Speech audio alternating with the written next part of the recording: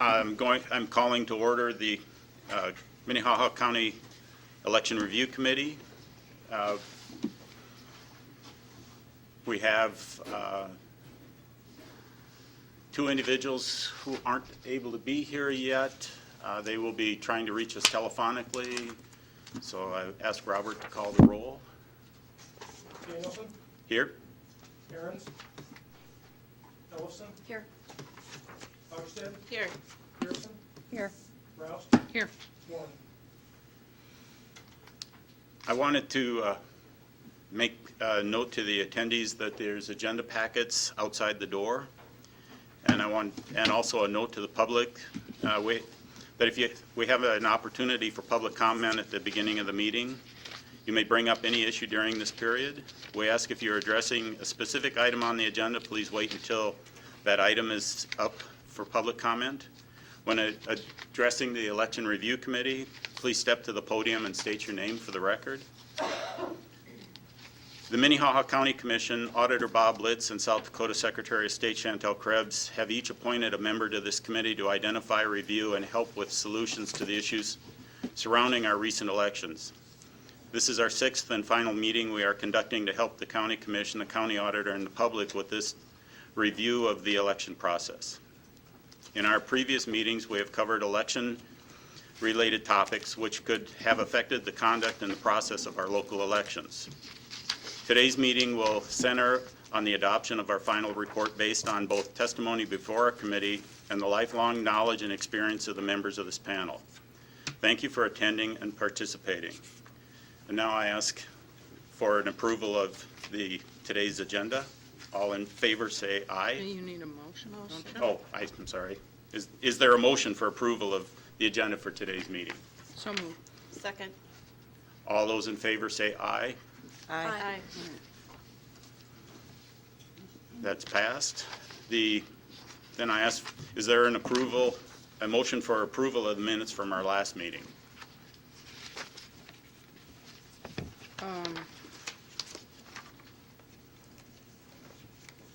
Just, It's on, okay.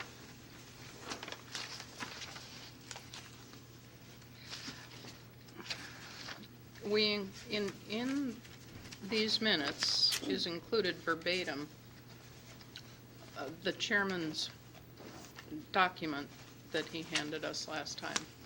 Is it typical for us to include a full report like that? Or do we include a summary of such a report? I would think a summary would be, because we summarize our other items. Yeah. Thank you. Thank you, darling. Thanks. Here's your guys' original. Okay.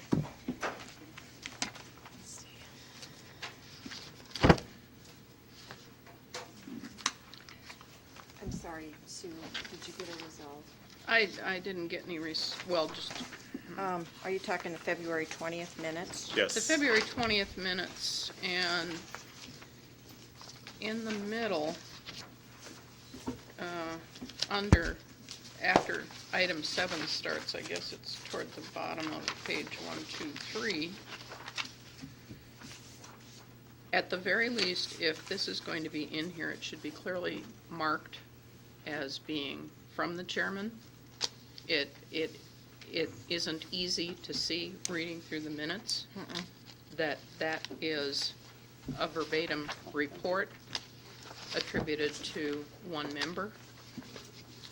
If it could be indented or quotes at the beginning of each paragraph or italics or something, because you just flip through the report and it looks like it's part of the minutes. It's not consistent with the rest, so I suggest it be removed.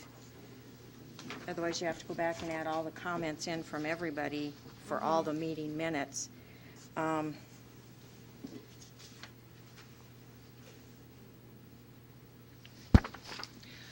Perhaps these acceptance of these minutes should be deferred, and the two of you can consult on how best to put in a synthesis of of I what agree. your report was. I agree.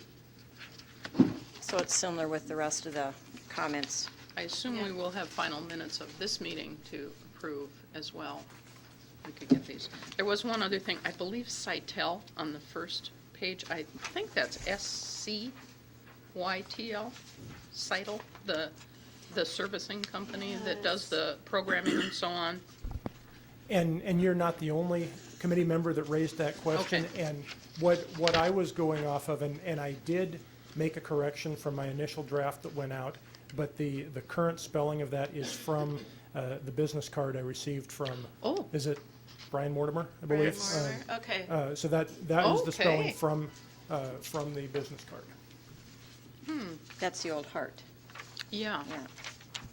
SAYTL. Sadel, that's not, how he yeah, pronounced it? interesting. I thought when I remember he spelled it while he was here, and it would seem like there was this, yeah. Okay. That's his I card, mean, huh? I think it's, Is it no, it's SC? SC. It's SC. And I, SCYTL. It looks like it could be an A, but it's C, yeah. we'll make that change. Yeah, it's on here 3 times. I would move we defer approval of the February 20th minutes so that Bruce and Robert can review them and summarize the gist of your report. Thank you. Second. All in favor? Aye. Signify by aye. Thank you. Now we move on to the opportunity for public comment. This is a time set aside for public comment not related to any specific item. If you're addressing the specific item on the agenda, if you could please wait until that moment for the public comment. And when addressing the Election Review Board, if you could step to the podium and state your name for the record. Hello, good morning. My name is Melvin Vandentop, and I'm a resident of Sioux Falls. I wanted to bring to your attention the concern about the hackable computerized systems that you make use of in counting the votes. A constitution guarantees a right to a fair and full count of the vote. With our fascination with the tyranny of the fast, as epitomized by Nike T-shirts that say "Speed wins," I think we all should step back and take another look at what is happening to our election process. You all are more familiar with the exact problems that you've encountered during the last election than I am, but if you allow yourself to be rushed along with the mistaken belief that things have to be fast and they have to be immediate, and you have to be able to know very quickly what the count is, then you are being duped and led into a misconception, which is probably the death of the republic. We've seen the increasing amount of tyranny that's coming down from the federal government, and even the state government has deemed to be a failure in terms of accountability to the people. It has an F on a report of the 49th out of the 50th state in this state legislates accountability, and executive accountability is one of the big things. So you have a very important job today. Benjamin Franklin, you probably have all heard the story about Benjamin Franklin coming out of what became known as Constitutional Hall and asked by a woman, "Sir, what kind of a government did you give us?" "Ma'am, we have given you a republic if you can keep it." Now, if you allow yourselves to be swindled by the belief that a computerized count of the vote is the same as one by one, ballot by ballot, precinct by precinct count, then we are losing our republic today. This is the last chance we have to save this republic, is the count and the integrity of the vote. It's fast going away in the national level. It is going away in the city level because we are now under the domination of a financial empire in the city. And if you do not put your foot down and say, over my dead body, is this going to happen? Then this is the end of our republic, and you only have your memories of what it was like in earlier days. Thank you, Melvin.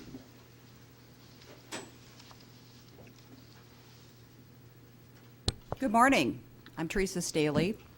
I've been a 30-year resident of Sioux Falls, and I have been an active participant in all of the elections through these 30 years.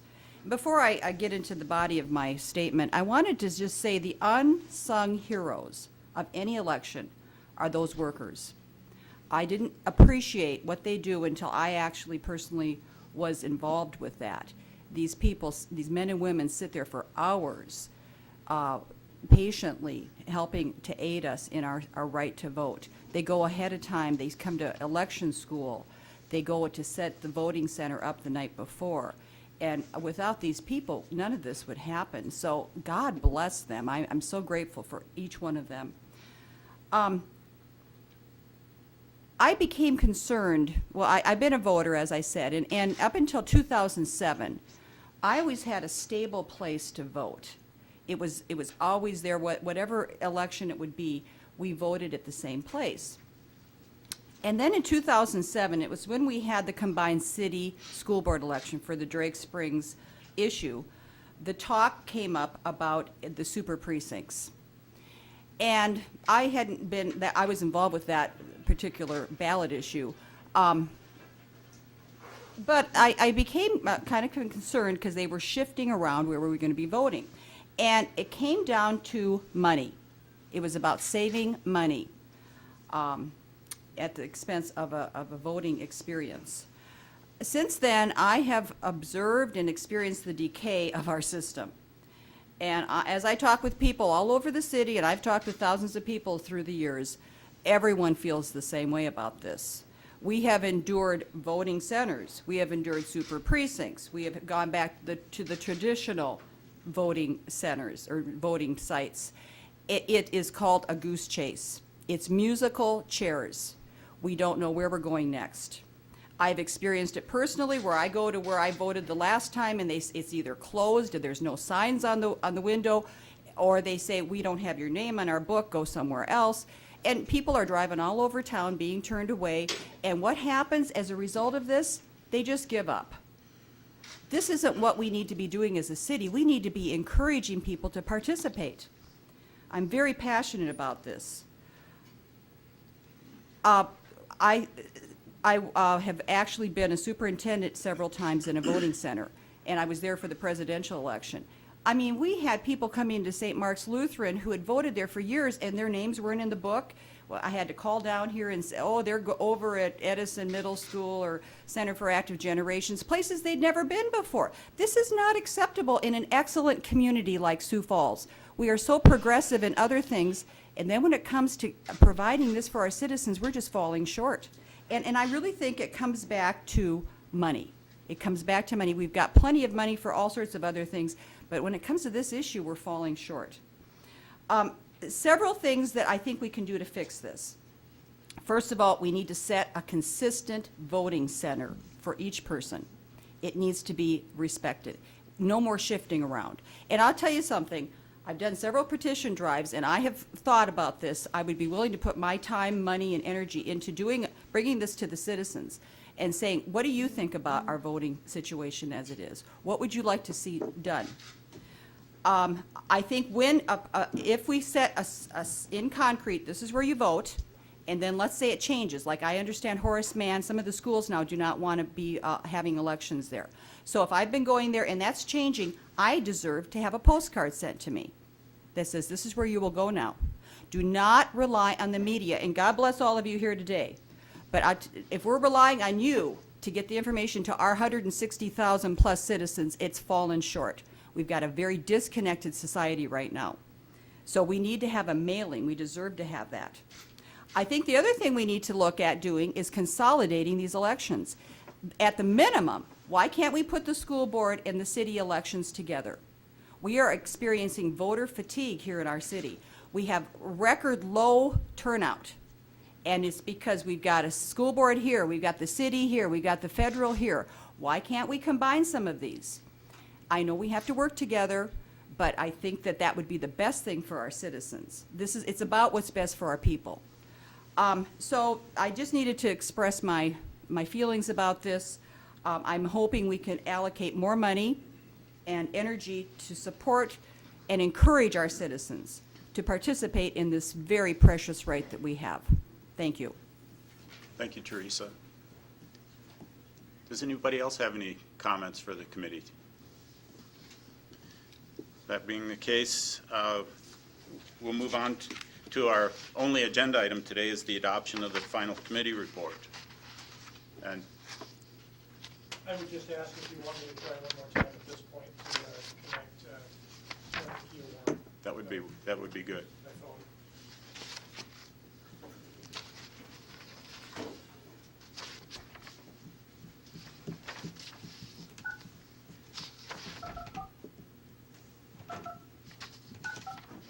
I'm going to try to get a hold of Joel.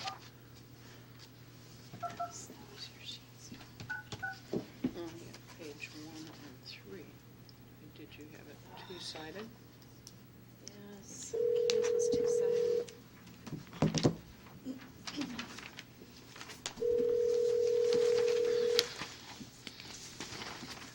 Julie's is I here. think there were quite a few that were. Did we do two-sided? Yeah, they weren't copied two-sided, so we're, Okay, so most of those I have most of them here. are, This one's two-sided from you, Sue. Oh. Yeah, might This is Kia, leave your message. be easier just to read. Have the I tone. think Please redo it. Yeah, Okay, so I'm gonna take this one back from you and these back from Julie. yep. Yeah. Yeah, I think that- because Yeah, they're duplexed. not too many of them were single-sided. No, our printers automatically duplex everything now, so. We weren't able to get a hold of the two other participants in our Get rid of committee, these. and we're getting some paperwork straightened out up here. And in the meantime,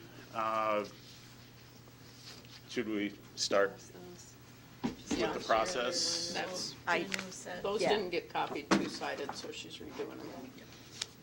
The one you got there. I So, think one thing that would be helpful as a start would be just to review the call that the charge that we were given. Yes. Because, and that is the beginning of the report, and I think it kind of helps us focus on what we're here for.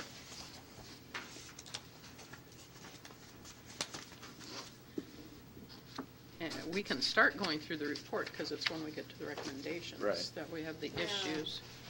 Did Kia's name get corrected as she'd requested?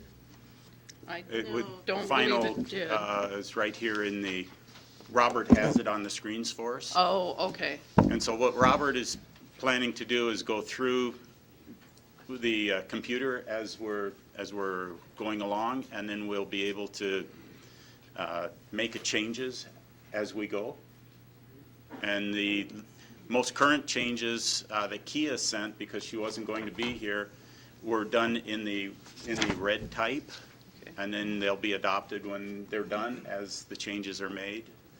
If So we wanted to make sure Kia's comments were added into our process. Now, there is, in this draft report, there is some wording, verbiage in there under the executive summary section. That is not an executive summary. I would suggest that we delegate that responsibility to Robert. He knows how to write executive summaries, and you do the report first, and then you do a summary. Those were notes put in for us, and I had planned on taking those out. I just wanted to make sure they were covered, and so take that as, Take those out. yes. Yeah, take out the wording that's in there now. Yes, that was just to make sure we covered those, and I'm,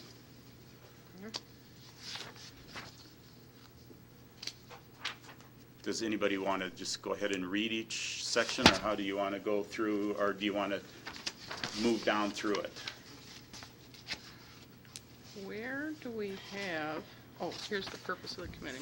Are we looking at the March 6, 2015 paper copy draft? That's what we have. Okay. But there's been corrections that have been made on there. Well, I can't read either one of those. Does that get any better? You'll be able to see it's just the red that's on there that are changes from what we have on paper, is that correct? Otherwise, it is the exact same thing that you have in a paper copy. Okay. That's the only difference. Okay, so on that first, under Kia Warren, you've changed her title. Yeah, that's been Okay. fixed. All right, which is on, It's on page 4 on our paper copy. And on page 4 is also the charge to the committee. I think that's accurate as written. The items we were charged with looking at were timeliness of vote tabulation, performance of the new vote counting machines, and the process for delivering absentee ballots to voters and ensuring absentee voters receive correct ballots. So those are the 3 items that really we were asked to consider. Okay. are you saying that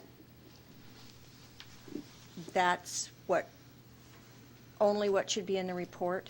No, I'm not. Okay. I had sent a suggestion that we organize our recommendations into categories to respond to those items, and then things that don't fall in those categories that we feel are important to have in the report. Afterwards. That we list afterwards. Okay. But I I think that will be helpful to organize these recommendations. Right now, it's just a laundry list. Right. So, So shall we just say page 4 is okay with the change and crossing out the executive summary? And then we move on to page 5. Do Joel and Deborah get a title, or they just nobodies, or? Minnehaha County resident is fine. Huh? Minnehaha County resident is fine for me. Yeah, I think if we're gonna put titles for the other people, And I expected Robert would mark that up later. I don't have a problem. and Joel, he's a, I think he's Lincoln County, isn't he? I don't know We'll where have he's to a find out. resident. He does have a lot of experience in litigation of election issues he's an attorney. as an attorney. And I would assume you should put that behind my name then also, Robert. Yeah, because Bruce doesn't have any title or description there.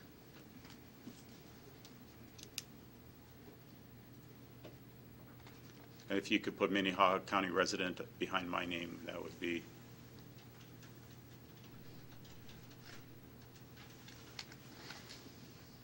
So, okay. So then we'll move on to page 5. And you'll add today's public testimony, Yes. but beyond that.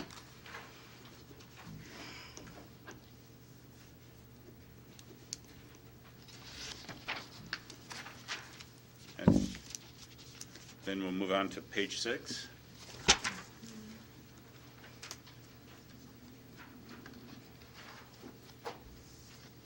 And who'd like to lead off on, Could we go back to 5? Oh, I think absolutely. as far as the people speaking, since we're just saying, what they're saying, I think under Rebecca Dunn, we should just keep the first sentence only and delete, she thanked the committee for its work, because we're just stating what their main purpose was, that they came and spoke. Their concern, I would agree. Yeah. that's good.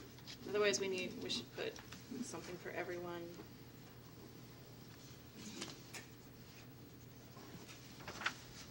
That's the only change I had there, other than adding the people from today. Could we add the date of the most recent city election?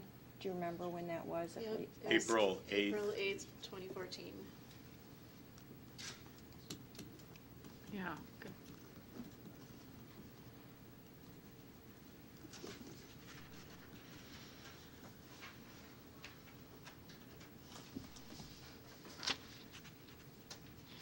Then we'll move on to page 6. The, Yes, If I may. Julie. The one correction I'd make throughout the recommendations for the Minnehaha County Auditor is that you use Minnehaha County Auditor, not Minnehaha County Auditor's Office, which is, it's not consistent.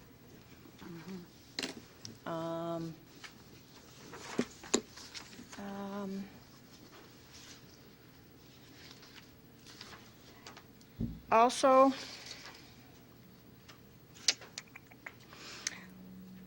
when, I have a question for the committee, when it says we recommend throughout these reports, were those followed by motions? Are those supported by motions? I think that's what we need to That's- discuss that's today, Yeah. Why not?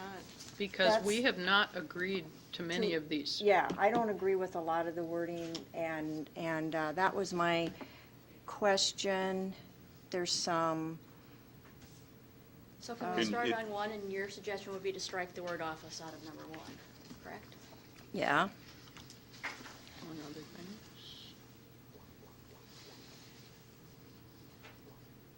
I think what Robert and I had discussed yesterday, based on some of the email responses, was we were just going to go down through each one of these individually, vote on each one, strike it, rewrite it, whatever it takes, and then vote on it, and then move forward to the next one. okay. And then I would assume then we'd organize it accordingly based on where they fall. Yeah, I think organization would come at the end. Yeah. I think that's a good way to do it, just go And right down the possibly we list. decide at this point where each one of these fits under one of those charges, or we just take it at the end and, Let's do that all at the end. Okay. That allows us to just go right down the list and focus. I'm Uh-huh. good with that. Mm-hmm. So should I read each one as I go, or everybody here have a copy and Does it's the in front of audience us? have copies? Because there are copies right there for anybody who would like one, right on the corner of Right the on table there. here. Looks like there's ample for everybody in the room.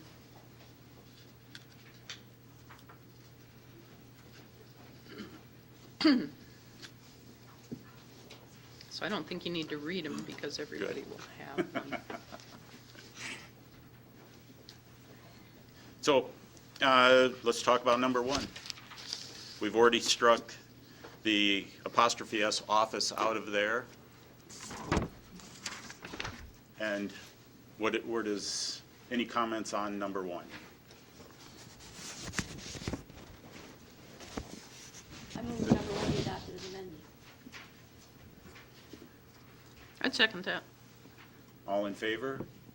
Aye. Aye. Pass. Number two, Question. Yes. Are we going to arrange the report between our charge and not our charge after? I think, Okay. yeah, because once we get them all, Then we can decide then we where they can go in just the put report. them in the. yeah. Okay. so number two, 2 and 3 kind of go together. And I know there was They some, do. there was some comment, because they both pertain to where it is, and you had some, I commented about not somehow tying the auditor into a space that we Micromanaging. might necessarily want as a recommendation. That was my concern in my first set of comments. Bruce has explained to me the truth and beauty now of the hallway, and I see his point of why that would in fact be a good place to expand. So I don't really have strong feelings one way or the other Should we- about this particular language. Do you want it more generic that we recommend the Minnehaha County Auditor secure more physical space for the entire in-house election process, which would include absentee balloting, supply delivery? there's something covering that later. Yes, Yeah, yeah. there's two that were, There's 2 in there, but That's fleshed out more in the section that's referred to as commission. number 12. Yep. So really they're repetition of each other, one just has a little bit more. can we ask And- the auditor what his? I believe that was following Julie's original recommendation that there be a section for the auditor and a section for the commission. But I think we're gonna change that around. But that is, Since we only have one recommendation for the commission, I think it's going to be easy to clarify who each one is. I think your idea was have each recommendation addressed to somebody, not necessarily to rearrange them based on this section's for the auditor, this section's for the commission, et cetera. Or am I misreading? Yes, for recommendations. Part of the recommendation to the county commissioner is that they're going to have to also provide the funding for the sufficient staff, if that's an issue, if it's an issue for the DS 850 purchase.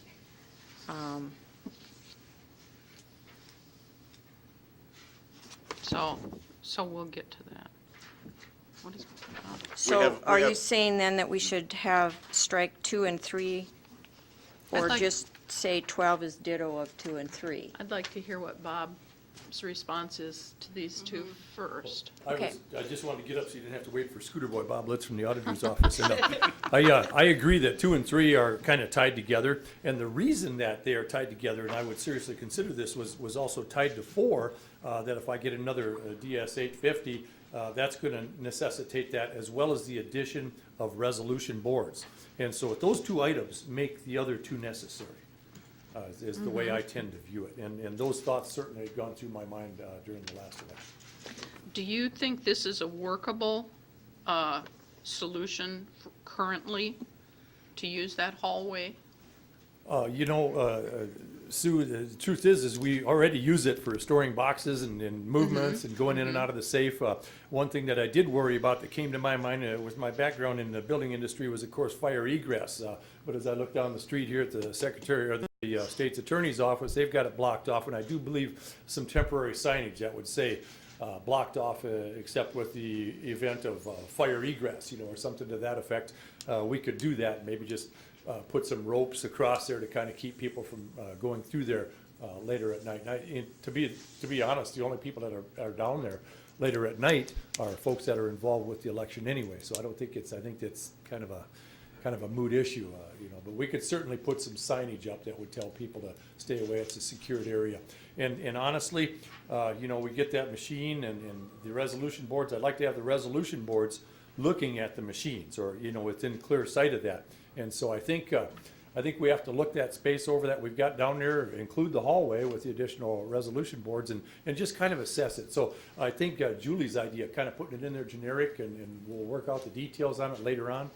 Because to be honest with you, I haven't given it a lot of thought at this point. I've got some loose ideas, but of course we'd put kind of a team together in the auditor's office and figure that flow out. Well, I'm all for not micromanaging your office and what you do down there, so if we stay more generic in suggesting the idea. Yeah, I think that's probably a pretty good idea. Give me a little flexibility for going forward. So we could kind of just duplicate 12, couldn't we? Well, I think 2 is important because to me, that was a new thought. And I think it would help to have this committee endorse that, yes, we believe it's a good idea to expand, to use that north hallway. The number 3, which does get a lot more into specifics, I think perhaps we should take out, because if our point is they need more room. And that, if the only room we have available is that north hallway, That's acceptable. the commission should agree that, yes, that is the best use for that space, and endorse closing it off for other uses on that day. I'm good with that. So do we accept 2 as written. at 2 2 is as written? written? Or do we add the commission to that? Since we only have 1? Yeah, I think that's something that the commission has to agree to. Because it's it's their a building building. use issue. Then we can just strike that whole thing in. So right after Minnehaha County Auditor, will you add And commission. And county commission? In 2, that's the way I'd do it. I would specifically include that one. And then strike 12 on page 7. Strike it when we get there. Strike 3 for sure. Well, 12 is actually saying the same thing as we are in 2, and we're moving the commission section up, or you want it separate also? Actually, it's not, because absentee processing is a different issue, and a critical one as well, and that's not done in that first floor hallway, that's done up here. And we heard concerns that they might be changing the layout up here and taking away some of that space, and Okay, that you're would be right. a Yep. critical mistake. Okay, so we add and commission? MC On 2. commission on 2 after auditor? I put in here and county commission. Yeah. Hi, Robert, can you hear me? Yes, I hear you. You're on speakerphone. We're working through the recommendations, and you are joining the meeting. All right, thank you. I would make a motion that we accept recommendation 2, adding the words "and county commission" after Minnehaha County Auditor, and that we strike recommendation 3. Bob Litz has a Could we get a question. second and then bring it up for discussion? Yeah, Okay. you get a second first. I got a second, okay. I'd like to point out that in the multi-purpose room down there, I've asked for that space a couple of times, but due to, workspace concerns in here, it's never really officially been given to me. And, we had the 3rd floor to store the auto marks in for a while. I got moved out of there doing an expansion. We had them over at the Multicultural Center. We had to bring them back over. And after the last election, I just sort of parked stuff over there and commandeered the room, and it's officially not mine. So if we could include that in my recommendations, that I get that multi-purpose room for the express purpose of elections, that would be very, very helpful. How should we phrase that? Well, we could change it to say, we recommend the Minnehaha County Auditor and County Commission consider securing the north first floor hallway and multipurpose room of the administration building. But do you want it just to say for related activities on election days? This would be not just on election days, right? I'd like to keep the Storage? multi-purpose room, period. And then Yeah. I Oh, would like to do the then- hallway on a temporary basis. Okay, then maybe we need a different recommendation in place of what is now 3. Yeah, strike Yeah. 3 and, Just have your motion pertain to number 2 for right now. Yeah, okay, can we change, is that agreeable to you? Yes. So the motion then would just be to approve 2, adding the words "and county commission." do we have, all in favor, say aye? Aye. Oh, Well, you have to do. Because we now have We now have a Kia substitute on motion. the, telephonically, we have the list of, we'll have to read the list of, Roll call. yes? Can I ask what page number you guys are on? Ah. 6.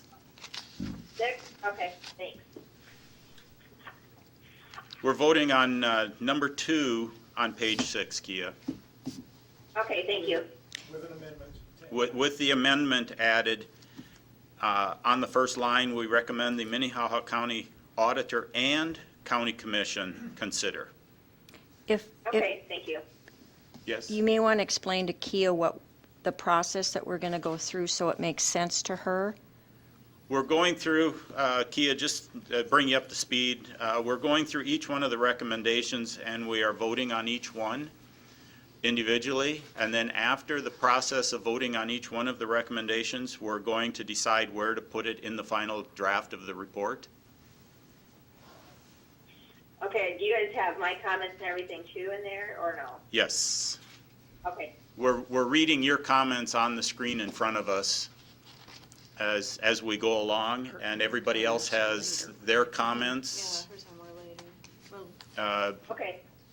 So we'll be trying to include yours in as we go. We did get a paper copy of all the comments that had been made, a package, and I believe a email was sent to you, Kia, with copies of all of those. So we'll be working through trying to incorporate those as we approve each recommendation. Does that You make sense? said a new package was sent to me, or a new, Email, yeah, with a copy of all the suggestions, word changings, whatever you think we want did. for all of them, yes. From the, Darlene, it's Oh, from Darlene. Oh, okay. from Darlene and Bob's office. I see it. Okay, Good. and we did change your title. Thanks. And we approved number 1, removing the word office. So it's just to the county auditor. And now we're on number 2. And we're currently voting on number 2. Okay, perfect. Thank you, guys. Danielson, Yes. Aaron's, Ellison, Yeah. Hogsted, Yes. Pearson, Yes. Rouse, Yes. Warren. Yes. That one passed. We'll move on to number 3, and we had a discussion about rewriting number 3. I have some suggested wording for 3.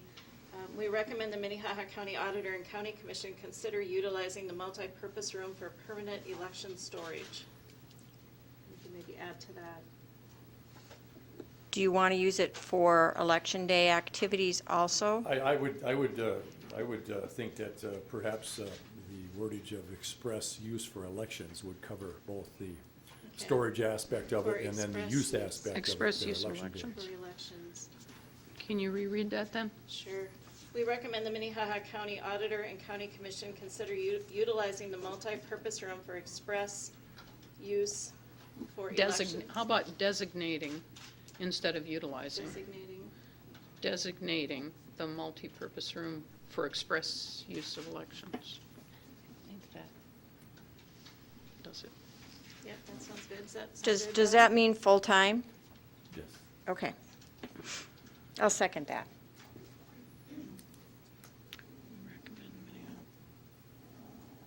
Designate, not Designate, designating. singular, yeah. Designate the multipurpose room for express use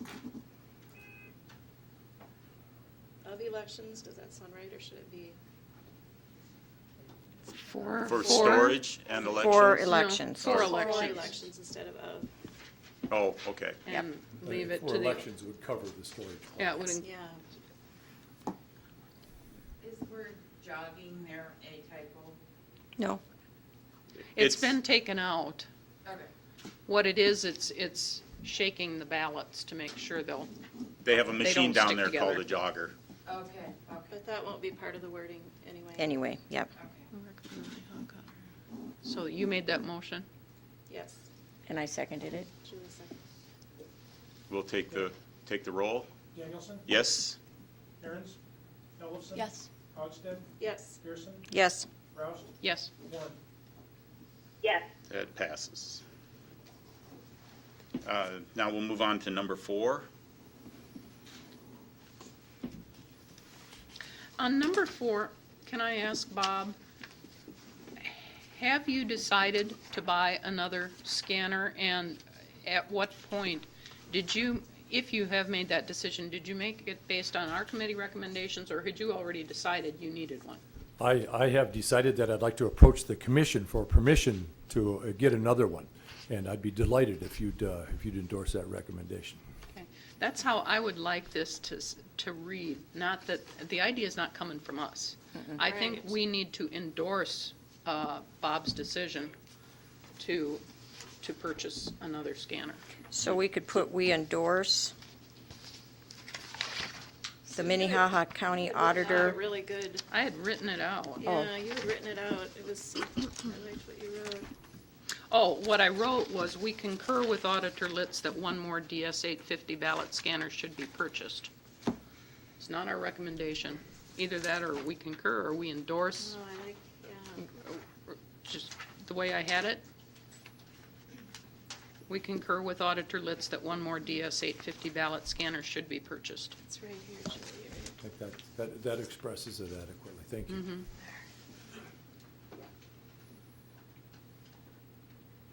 Scanner should be purchased.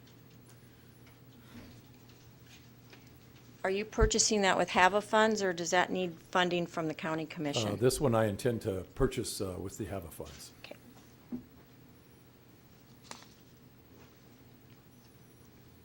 Was that a motion that you were? Yeah, I make a motion that number 4 be changed to read this way. I'll second. Once Robert is ready, we'll, Danielson, yes? Aaron's, Ellison, Yes. Hogsted, Yes. Pearson, Yes. Rouse, Yes. Warren. Yes. Then we'll move on to number 5.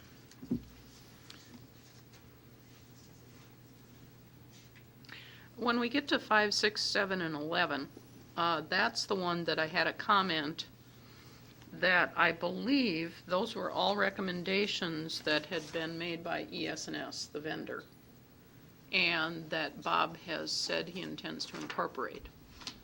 Now I'd like to double check that my memory is correct. Number 5 is put a fold here marking. Yeah, it's possible for me to order pre-folded ballots, and I think that's important because depending on the ballot Oh, size. pre-folded. Pre-folded, and I thought that might be, now I don't know about a watermark on there, knowing what I know about watermarks, but the lines on there would be helpful, but I think the pre-folded absentee ballots would even work better.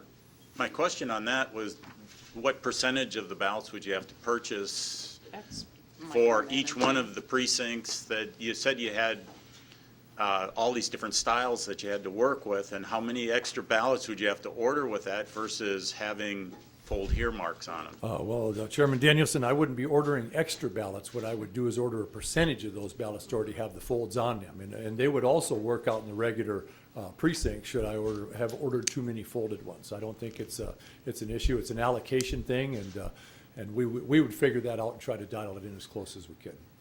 You may want to look at buying a folding machine, which is what we do in Pennington. I mean, there's other things we fold in the county also, but then you don't have to make that predetermination because you'll always short yourself or you're always long. You'll never hit it right on in any precinct, and then you can just have them in the office and be ready to fold when you need them. Could you use a folding machine in somewhere else in the office for any other purposes? You fold your checks? I guess that's a possibility, and I'd sure like to look into that. Thank you. Because they charge you to fold them. Yes, they do. Without, go ahead, Kia. Okay, with this, are we at number 6 we're talking about? 5. We're in number 5 right now. 5, okay, yep, thanks.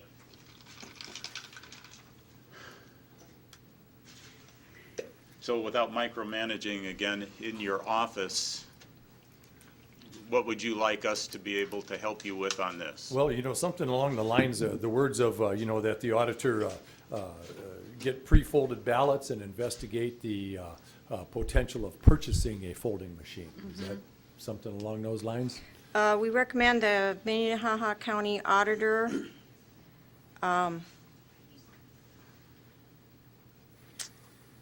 Pre-fold absentee ballots and investigate the possibility of purchasing a There you go. folding To machine. implement that, you bet. There. Yep. Pre-fold. You got that, Robert? Pre-fold absentee ballots and investigate. And consider Purchasing. purchase of a folding machine. Because if you have one that works, they Oh, ought to- yeah. they ought to be able to look at that's that. a great idea. And anybody in the county that needs a folding machine uses it. Purchase of a folding machine, yep, that. Yep. Is that your motion, That would- Sue? Or mine? I'll make that motion. I'll second it. As soon as Robert is ready, we will call the roll. Did you hear that, Kia? Yes, Okay. Does that look like what everybody understands? Mm-hmm. Consider purchase of a folding machine, yep.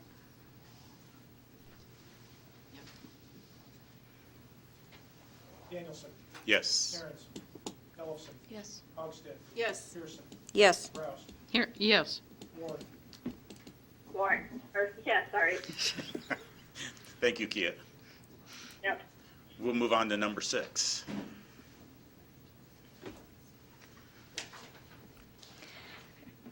Kia, I have a question on, or maybe someone else can answer it. I didn't look it up. Isn't there already a time deadline when the parties have to submit a list of people for resolutions and/or precinct boards? No? Do we have to take their list? Because I know they changed some of the, I think they might have changed that one. Let me just look real quick, if you don't mind holding. I did look that up too, Okay. because I questioned, and I didn't find any indication in law that you're required to request that representation from the parties. All it says is that you use people from the opposing parties, and it's not specified like it is for precincts. Okay. I think we've always done it as a courtesy to the parties, is ask them to provide representatives, but I couldn't find anything in statute that required the auditor to ever ask the parties at all. They could just pick random people from the political parties if they wanted. So we could then strike that latter part and just say, we recommend the Minnehaha County Auditor have extra resolution team members available if needed for, if needed. Yeah. Needed, yeah, period. Do you need in there, Bob, that we suggested one per scanner? Or do you already do that? You need a lot more, don't you? I had, you said you had 10 to 12, and that was. I called them in, but to begin with, I only start with one per scanner. Do you want it more specific than it is, or just leave it as? I think I'd like to have that flexibility, looking at the up and down nature of the Okay. elections, So that would just, my motion would be just to stop after if needed and delete the rest. I'd second that, but can we ask Kia if she's found anything more? You guys, my numbers that on my report that I'm looking at are different than what you guys are talking about right now. Okay, what the motion is we recommend the Minnehaha County Auditor have extra resolution team members available if needed. And so that you're on number 8? No, we're on Yeah. 6 on the March 6th, 2015 report. That's the date mine says. Yeah, Um, they don't say which day they were printed or which file they came out of. Are you So- looking at a PDF file or a Word document, Kia? I printed a Word document, the one we got from Bruce the other day. Yesterday, there was, the last one went out. Sometimes Word can change formatting, and I wonder if it's possible it changed the numbering of this numbered list. Actually, if you're marking yours up at all as it goes, Kia, it might be changing some of the numbering on yours, so it could be shifting things down. So I just need to look at the PDF. Yes, Yeah. there was a PDF I sent out from I believe it was called number 8. Did you The- send that out yesterday, Robert? Yeah, March It 5th. would have gone out from me yesterday afternoon. It is 8. Trying to find that. I've got I'm on the right. the Word document. You do have the Word document. That's the one I made corrections on, Kia, and it is number 8 on page 7. Oh, So I With all think the maybe if markups. you print the PDF, Mine is number 8 on page 6, so I'm way off here. oh, yeah. Sorry, guys,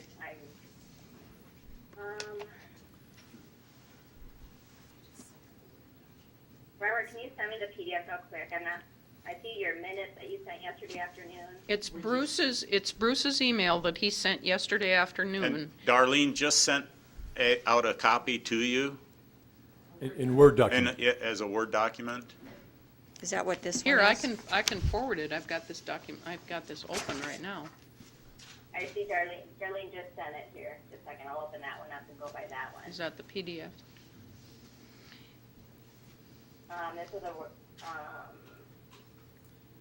This is a Word document that she sent me. Let me forward, because I just checked it. Okay. Let's see if I can do that. For all in attendance and viewing, I don't know.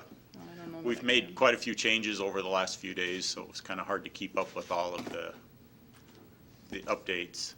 So Bob has a I don't have comment. if- authority to send stuff. I do, and it's related to this, and, I have been operating under the premise that when I get a resolution board, those people I don't believe are allowed to be paid or remunerated for what they do. And unless there's a good ethical reason for that, I fail to see why they're unlike any other election worker. And if both of them are paid, the Republican and the Democrat, it would be the same as if I had judges out in a precinct. We rode the resolution board's hard last time, and it was a lot of work, and I really felt bad that they were not at least paid something for their efforts. Maybe one of you can correct me, but I It's believe Julie's I can't fault. pay them. Is it in law? No, but when we started using this system, I came out to observe how you did it. You told me at that time that you didn't pay the resolution boards because they were representing the party, and you wanted to make it clear they were not under your direction. They were there representing the parties. So that's the rationale. But there's nothing in statute that says you cannot pay them. That'd be nice. My thoughts are, is we're paying them both, where's the conflict? If I only paid one of them, I mean, I still think they operate independently, get to do what they're charged with, and boy, I'd sure like to How do you put that do it? in my budget. We pay them. We've Okay. paid them for the last 3 or 4 years. Well then, Thank you. there you go. Yeah. If we could put that in as a recommendation when I try to do my budget here, figure my budget out a little bit, that would, well, I don't know if I need to.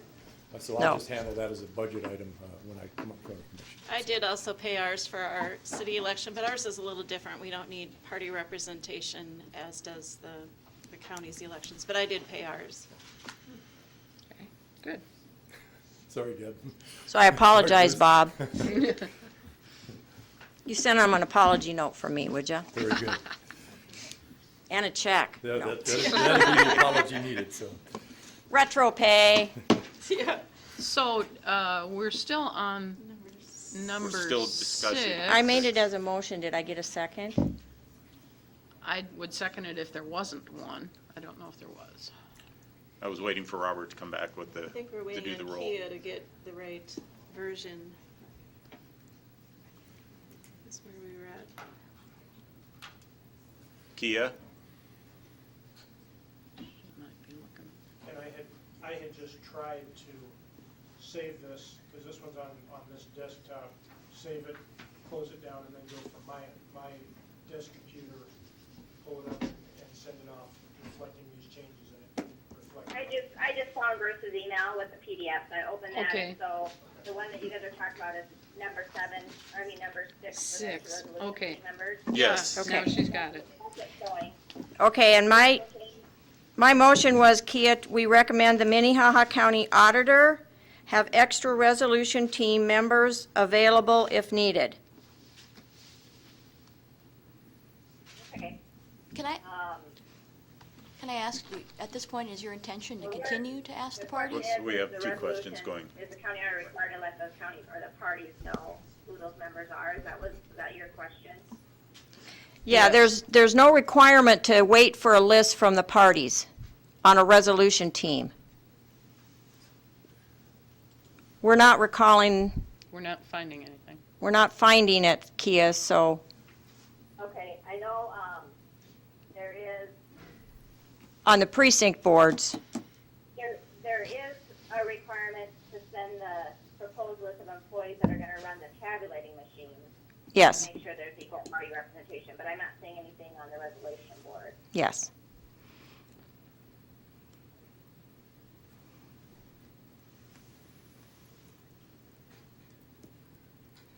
So we'll move on to, Deb had a question for Bob.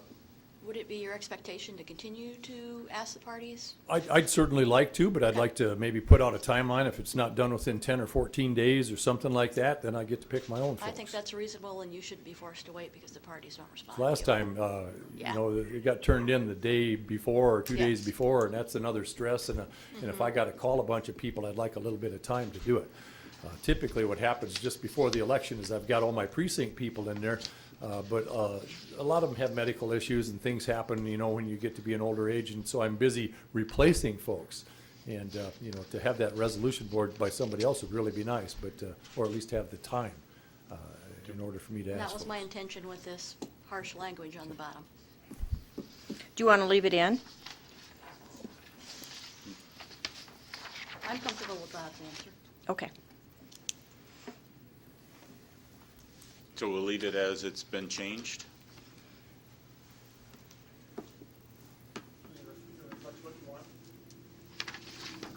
It's my motion. Do I call for a And motion? Deb's happy. We have a motion. Oh, Danielson, yes?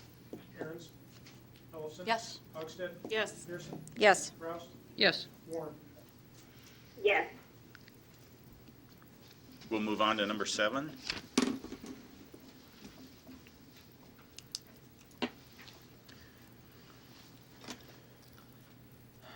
Now, this came up in the question that was about Overvotes. overvotes and what was actually required. So as administrative rules changed, just making sure that we don't count the ballots for the hesitation marks, et cetera. The point was overvotes. Yes. You can set a tabulator to outsort overvotes, but we don't want to do that because if it's an overvote, it's an overvote. There's nothing the resolution board can do about it. Even if it's a hesitation mark, according to state administrative rule, that is a vote. And so there's nothing you can do about it anyway. And I'm just trying to look, Kia, do you know where the specific instruction is? I know there's one in there that you only sort for blanks. Yes, because we found it that day. It's in in rule. rule, and I'm not finding it right at the moment. Was that true with the 650s as well? Yes. Yes. Yeah, it hasn't changed. So on the 650s, we always had it set to sort blanks. The question has come up about, and I thought it was Kia that asked it about indeterminate marks. That the machine does kick out, no matter how you set the sorts, because it wants you to review. And if there's a mark that's too light, that it's not quite sure of, it can stop for that. But we're talking about the specific sorts that you can choose. As part of the setting up or programming part the of the scanner. It's really setting. setting up the outsort bin. Yes. And, you know, just as an anecdotal thing that, you know, election night, we did figure that out. And we knew that doing the overvotes would be a zero-sum game, whether the machine didn't count them or we ran them through a resolution board and they left it blank and ran it back through. It's a zero-sum game. But that was later in the evening when we started discussing it, and we were afraid of changing horses in the middle of the stream, unsure about the rules, the legality of it, and we didn't want to get caught up in any controversy. So we thought that any more ballots that would be kicked out by overvote at that point, you know, we just have to take our lumps on I it. have a We question. were erring to the side of caution is the way I'd characterize our thought process that night. I have a question. In case of a recount, could some of those be pulled back in because of voter intent? I'm thinking of, I've seen ballots where some of them will mark the same race and then say, not this one. The intent of the voter on those is very clear. Those get kicked out and the resolution board would correct those. And those, the corrected ballots would be the ones that we run back through for a recount. And we would also have the originals there in case that board, well, the recount board would like to look at them. You know, that's kind of a gray area. Yeah. In a recount, all ballots are looked at individually, so you'd see those things. But the administrative rule is still clear. If somebody marked, put in a mark that touched an oval or was inside the oval, it's a vote. But there's also the language about voter intent. But let me, Yeah. to finish that, the way we used to do it anyway is the recount board still was responsible for strictly following the administrative rule, the rules about counting votes.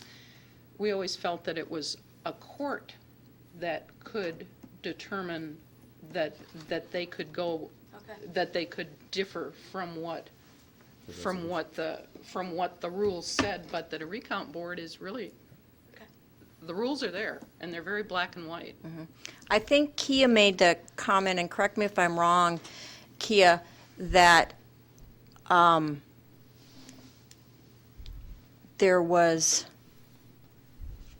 she wanted to review or have the new Secretary of State review the wording on that indeterminate mark or the wording in the rule that has something to do with those types of marks.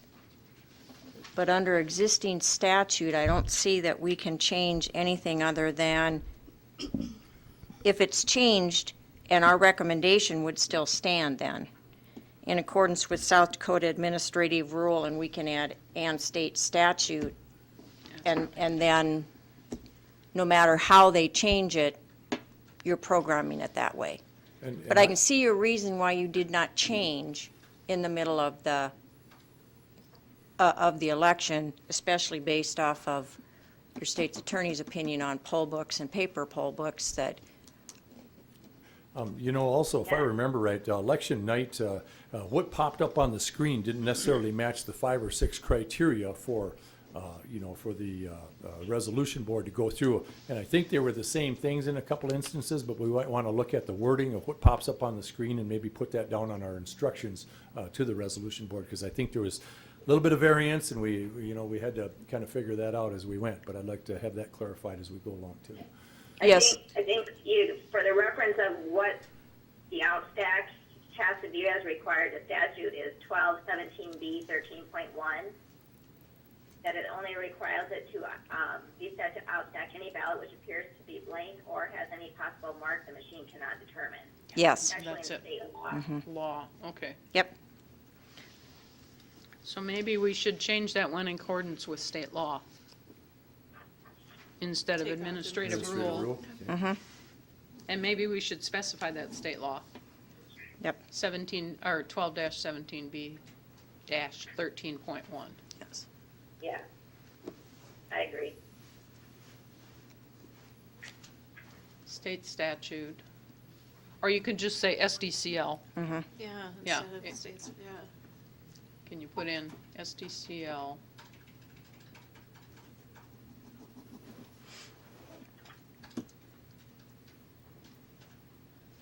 (12-17B).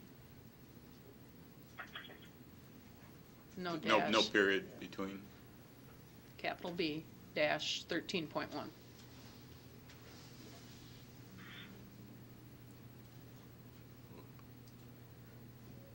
Yeah. And then on that one, we'll also take out the apostrophe after auditor, and Oh. take And out our office, and office. then add an S to ensure, then.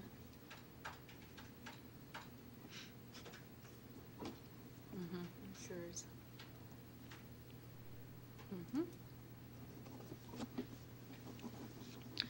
I'd move approval of number 7 as we have revised it. A sec. Kia, second. Danielson, Yes? Aaron's, Ellison, Yes. Hogsted, Yes, Pearson, Yes, Roust, Yes. Warren. Yes. Move on to number 8. We recommend the auditor's office scan early. I think we put change that. Minnehaha County, Minnehaha County County Auditor. Auditor. Take out office.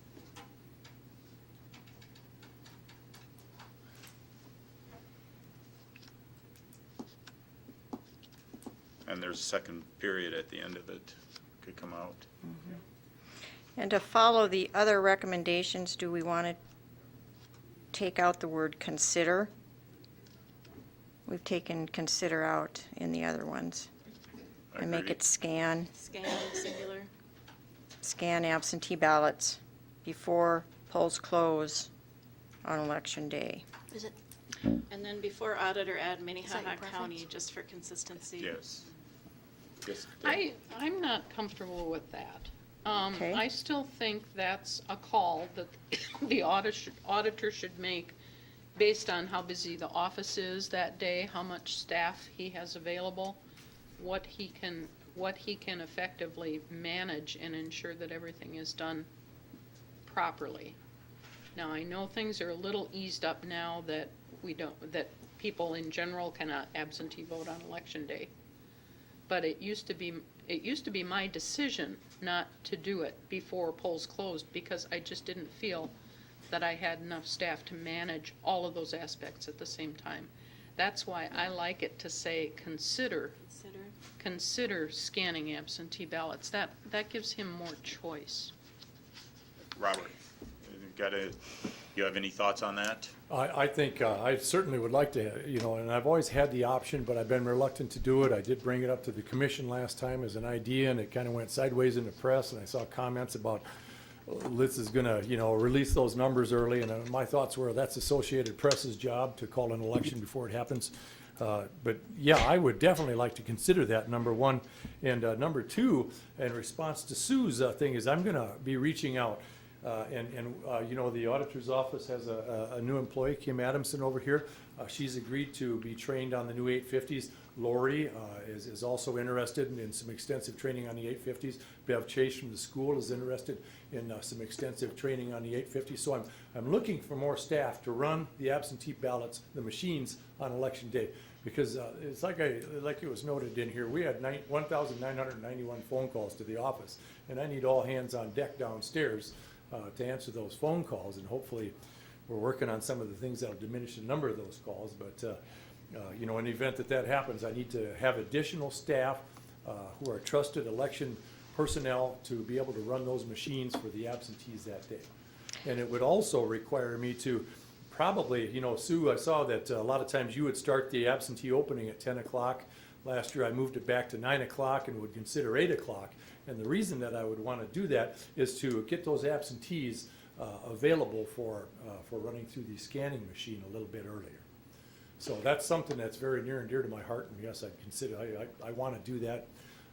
I had a little trepidation about doing it last time due to some of the comments in the media.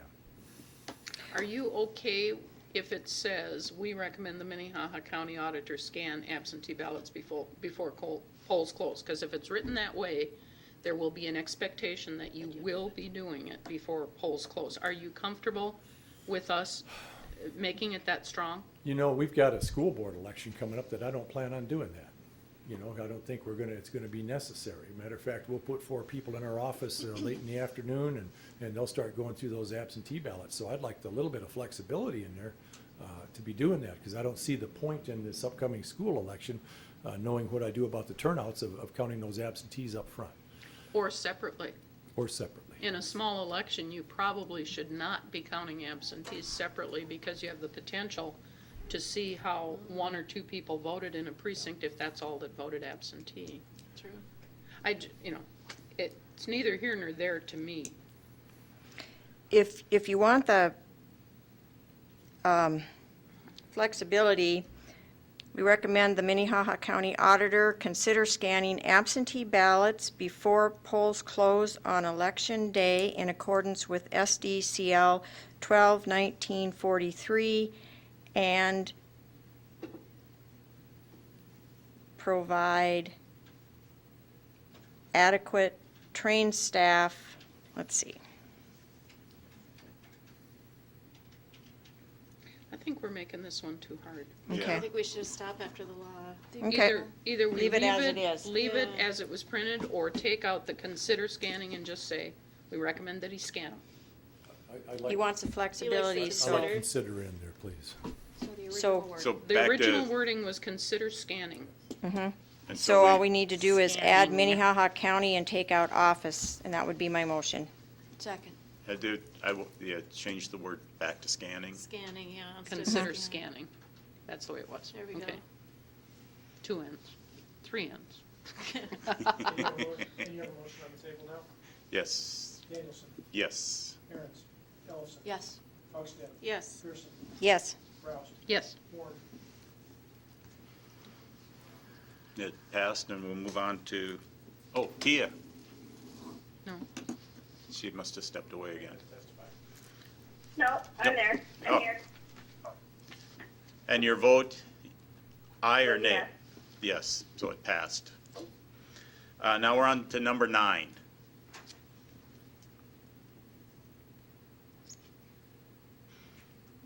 And now we're talking about the e-poll books. Can I just ask a question on the e-poll book? Yes. Because Minnehaha County did not use these in the 2014 election, is that something that we should be addressing? I thought we were kind of addressing the issues that happened from the 2014 election. Yeah? Go ahead, Julie. What the committee kind of talked about, Kia, is that we would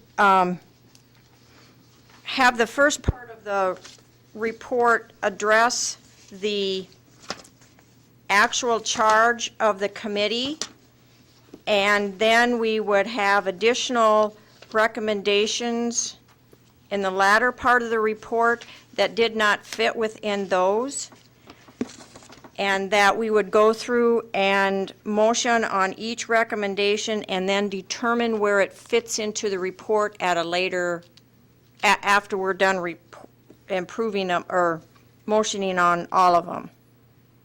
Oh, okay, okay, thanks. Yeah.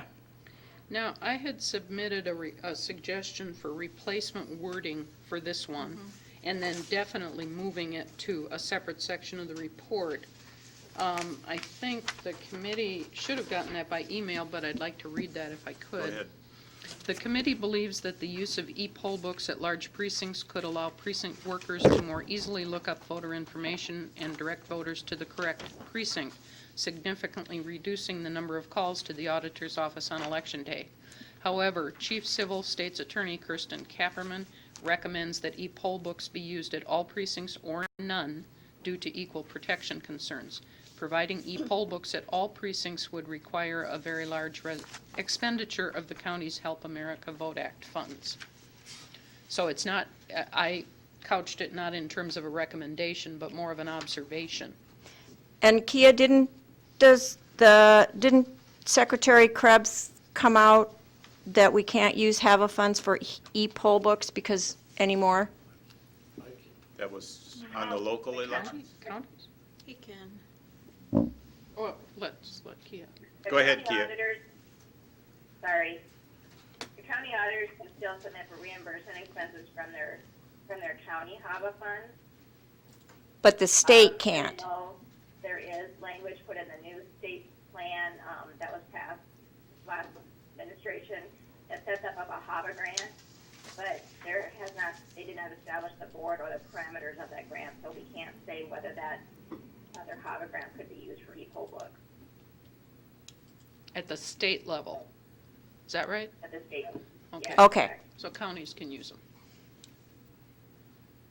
Counties can use their HAVA funds that they have to pay for their e-poll books, but for, continued use year after year, they may not have any more county funds in their county fund to do that.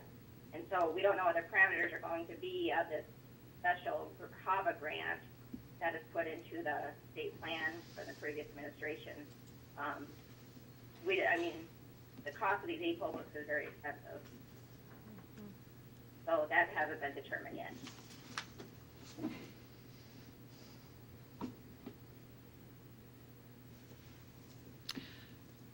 Well, to start discussion, I would move that the wording I suggested be used in place of number 9. I would second that. And if I can just follow up and then note that it's not a recommendation anymore, we'll end up moving it To the when end. we reorganize everything. Can you read that back to her? Be easier if I just gave it to you. It's that paragraph.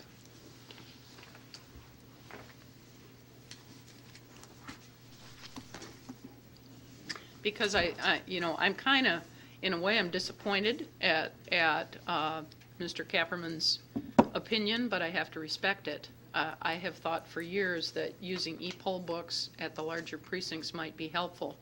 I mean, I don't know if you still do it, but we used to, at some of the large precincts, in addition to the poll books, give them an extra list of, like, the voters from an area that likely might come to the wrong precinct, to cut down on the number of calls by having that extra resource available. It appears to me, from his opinion, that perhaps we were not correct in doing that either. Well, I have put out, and it's not a poll book per se, but and I've also allocated, let's take Memorial, for instance. That's one of them. I would put an extra person, there's 2 precincts out there, but I'd give an extra person, and they would be out in the hallway with the poll book from Church of the Gate, Discovery, Memorial, and I forget, it seems to me there was one more, and then if people were out there in line, they would go along and look them up while they were in line and direct them into the right line or the right location before they got there. Right, and I just saw the e-poll books as an enhancement of that, and now I'm concerned that, based on Kirsten's opinion, maybe we weren't even correct doing that, which it would be very unfortunate. Yeah, Brandon was another place. Yes, Were you- Brandon would be one. Yeah, Marie Carr to a lesser extent because they're smaller, but I do have two of them out there, two precincts out there. IPC is another one. The IPC's got three of them down there, you bet. Of course, that's just one attorney's opinion. Hey, that's very true. I mean, I can ask our attorney, and you may or may not get a different opinion, and I don't know how you settle that issue. Well, I don't either, but You Kirsten have to Kappmeyer abide by may what be- yours says. And in all due respect, Julie, Kirsten Kappmeyer may be a attorney, but he's my attorney. And I Yeah. think that if That's what I mean. push comes to shove, he's got to be happy. He'd be that- the one that would defend you. Yes. Yes.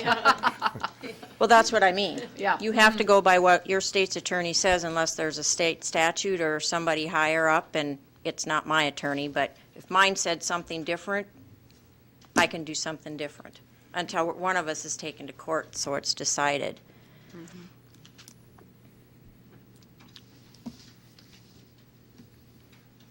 I agree. Well, you know, I guess it would be my intention to, as if I'm doing the paper poll books, to still stay with that formula that in the larger precincts that's working. Because I thought the issue was based on e-poll books. But this is, because what I'm actually putting out there for that person that stands in line is not a true poll book. It is like a resource directory for those. It combines several other precincts into that. So like Sue said, I might be in gray area, but it seems to be a service that the voters like. And we've been doing it for a number of years here. Sue did it, Long I did time. it. And after a We've while- done it for years. After a while, I think that Maybe if they're not practice- really the precinct board. He's providing the staff, though. Yeah. At what point does repeated, you know, doing this over and over again become a process? I mean, over what a statute might be, you know. Well, that gets us into the later recommendation for a procedures manual, doesn't it? Well, I hate to see bad law, you know, override common sense in an election, but you know, I suppose we have to work those things out as we come along. So. You got it. Let's see, I think I made that motion and it was seconded, second it, right? yeah. Tell us when you're done. He's done.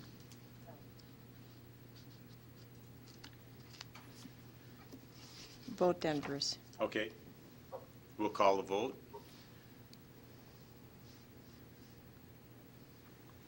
Danielson, Yes? Aaron's, Ellison, Yes. Hogsted, Yes. Pearson, Yes. Roust, Yes. Warren. Yes. We'll move on to number 10.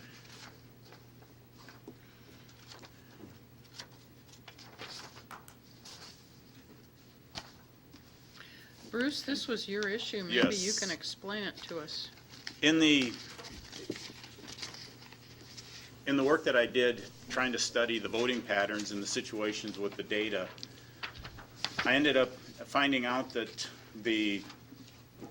in the situation with the e-poll book being used for the city election, there was all of this data that was not saved to say that these people actually voted absentee. I couldn't find it in the actual log that's kept of the e-poll books. So when they were running the voting centers, there was the 13 voting centers, and I was missing several thousand votes in the final auditable totals. And I couldn't find those, so I went back to the vote history log that had been sent to me, and there were all of these people who voted, but it didn't say how they voted, where they voted, or any way to audit that process. And so I put this in here because as somebody who does audits, I couldn't trace this process. And I really feel strongly that the e-poll book should be used for equally for the actual voting centers or precincts, and to be able to do the same thing in the auditor's office when they're doing absentee balloting. So that all the data is consistent all the way across, and there isn't any room for errors. Before the elections, I know that you keep the absentee information in total vote. The absentees are processed through total vote. It's really a requirement that they be processed through total vote, because that's where your information is, that's where you can mark them as having voted. Do you then transfer that information into the e-poll books on or before Election Day? It was transferred into the e-poll books Yeah. because we wanted to be able to show that if someone voted absentee, obviously they couldn't come to the polls, to the vote centers and vote in person. So I'm not sure, I think probably the SOS office did it for us because we were leasing their books, but it was downloaded.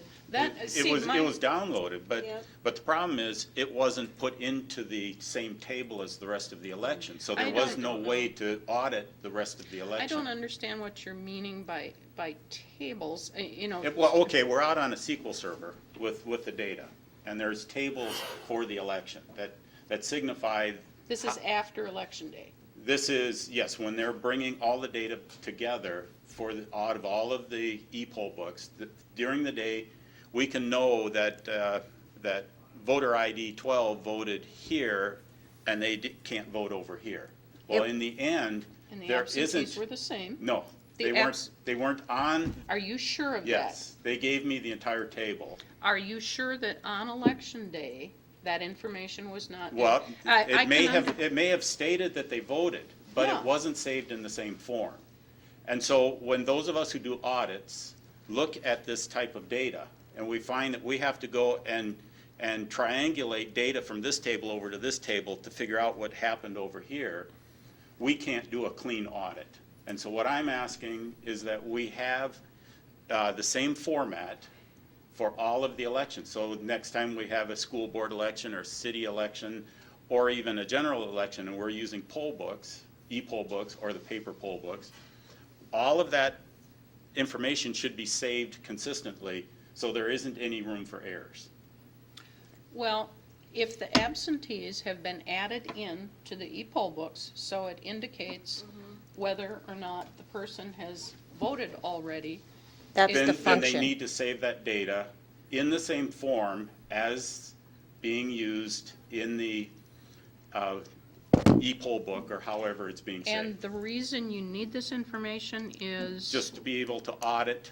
What do you mean by audit? What are We you need to be looking able for? to, well, that's just it. Historically, when we're doing audits, we have to go We? out. We. People who do the kind of work I do, data mining, doing audits, being able to follow transactions through.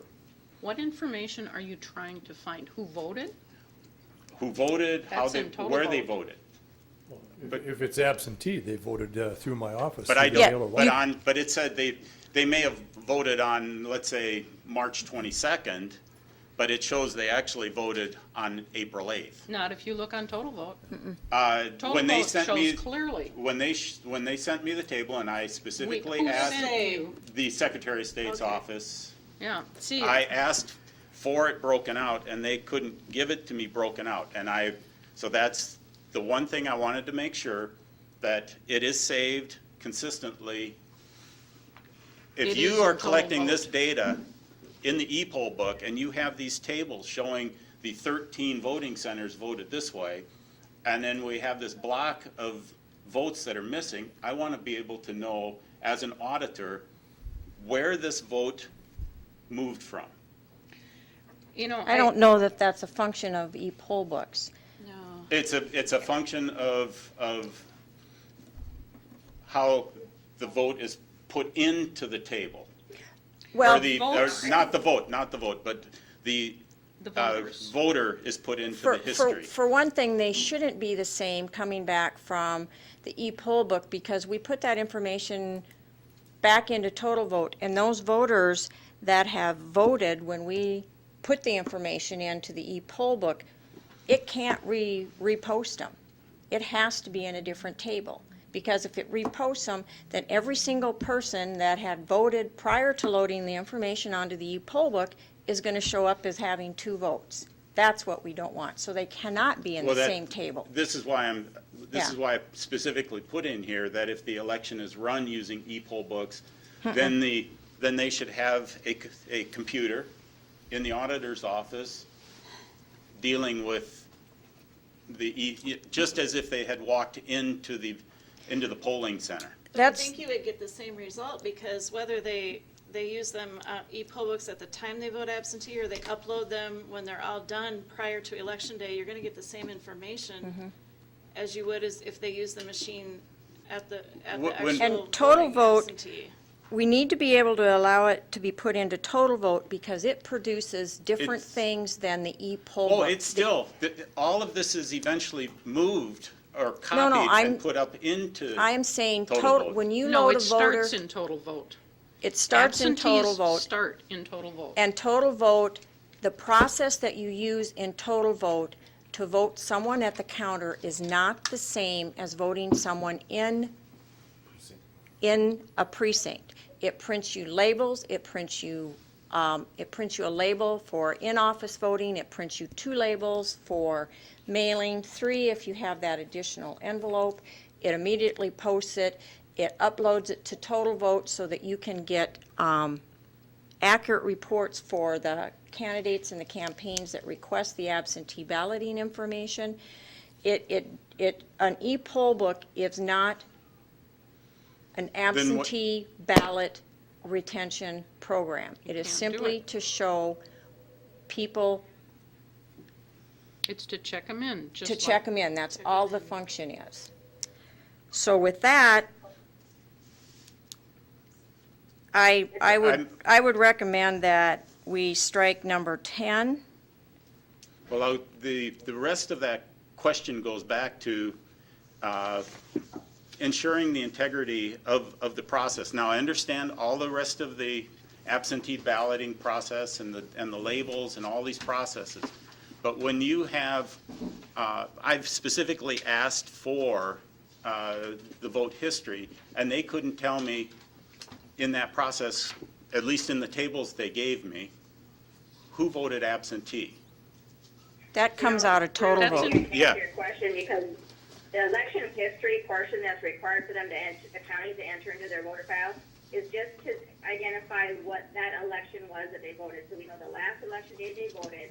So when we go through the list maintenance process required by NVRA, they know the last time that voter voted was it within the last 4 years or last 8 years. We do not have them identify whether they voted on election day, by absentee by mail, or absentee in person. That's not a requirement. Okay, but do you keep that information at all on any table? I think you can. That if we got into a recount situation or a challenge of any kind, that you would have that information? No. So when you have the 13 vote center totals and we're missing number 14, and there becomes a question in a contentious election, how, That would be probably something the county auditor may have, but not the Secretary of State's office. What question would there be in a contentious election?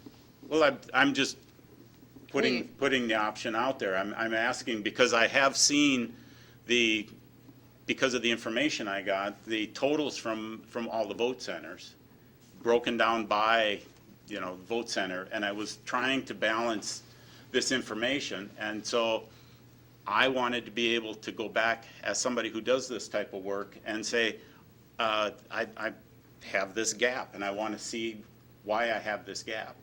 The absentee information, in a contentious election, the absentee information is available in the auditor's office. They have lists of how many people voted from each precinct.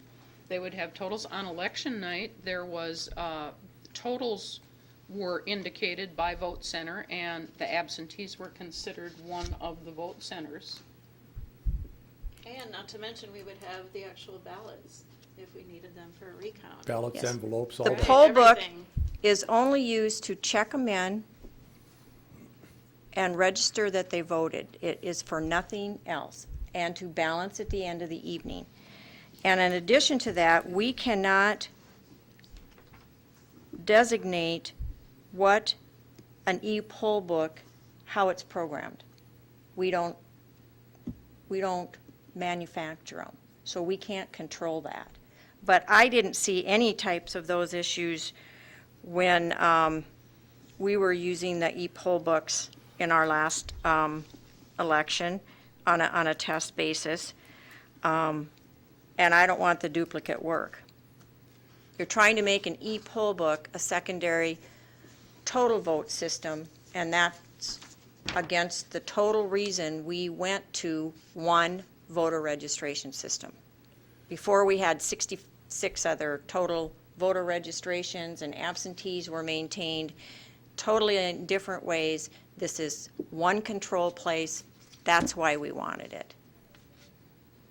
And so what I was trying to maybe say in this, now that we've talked about the absentee process and the labels and so on, then you go down into the next level, and if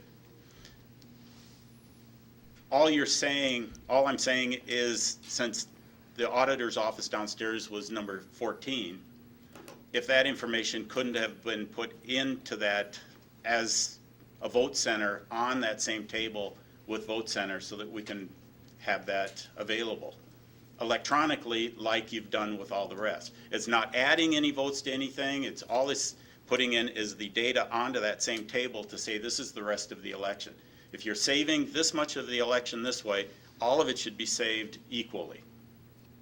Again, you're trying to tell the e-poll book vendors No, how they make. this is something that's done when the data is uploaded into Total Vote and to make sure that your table is complete. We I'm don't. not, if not a poll book down there, and you already have all the programming available in the auditor's office to do all these other functions, I'm just saying that same information can be then just saved on the e-poll book tables or voting center tables, and it wouldn't actually cost anything to do this, and Oh, it yeah. wouldn't change anything, because it's a systemic issue once it's put in.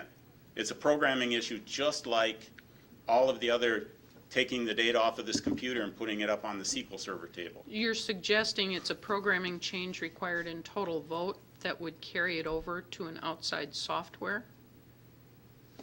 I'm not getting why you... From the state, I received the voting center totals electronically. I got the, Bruce? I yes. just want to interrupt you. I think you got that from the vendor, not from the Secretary of State.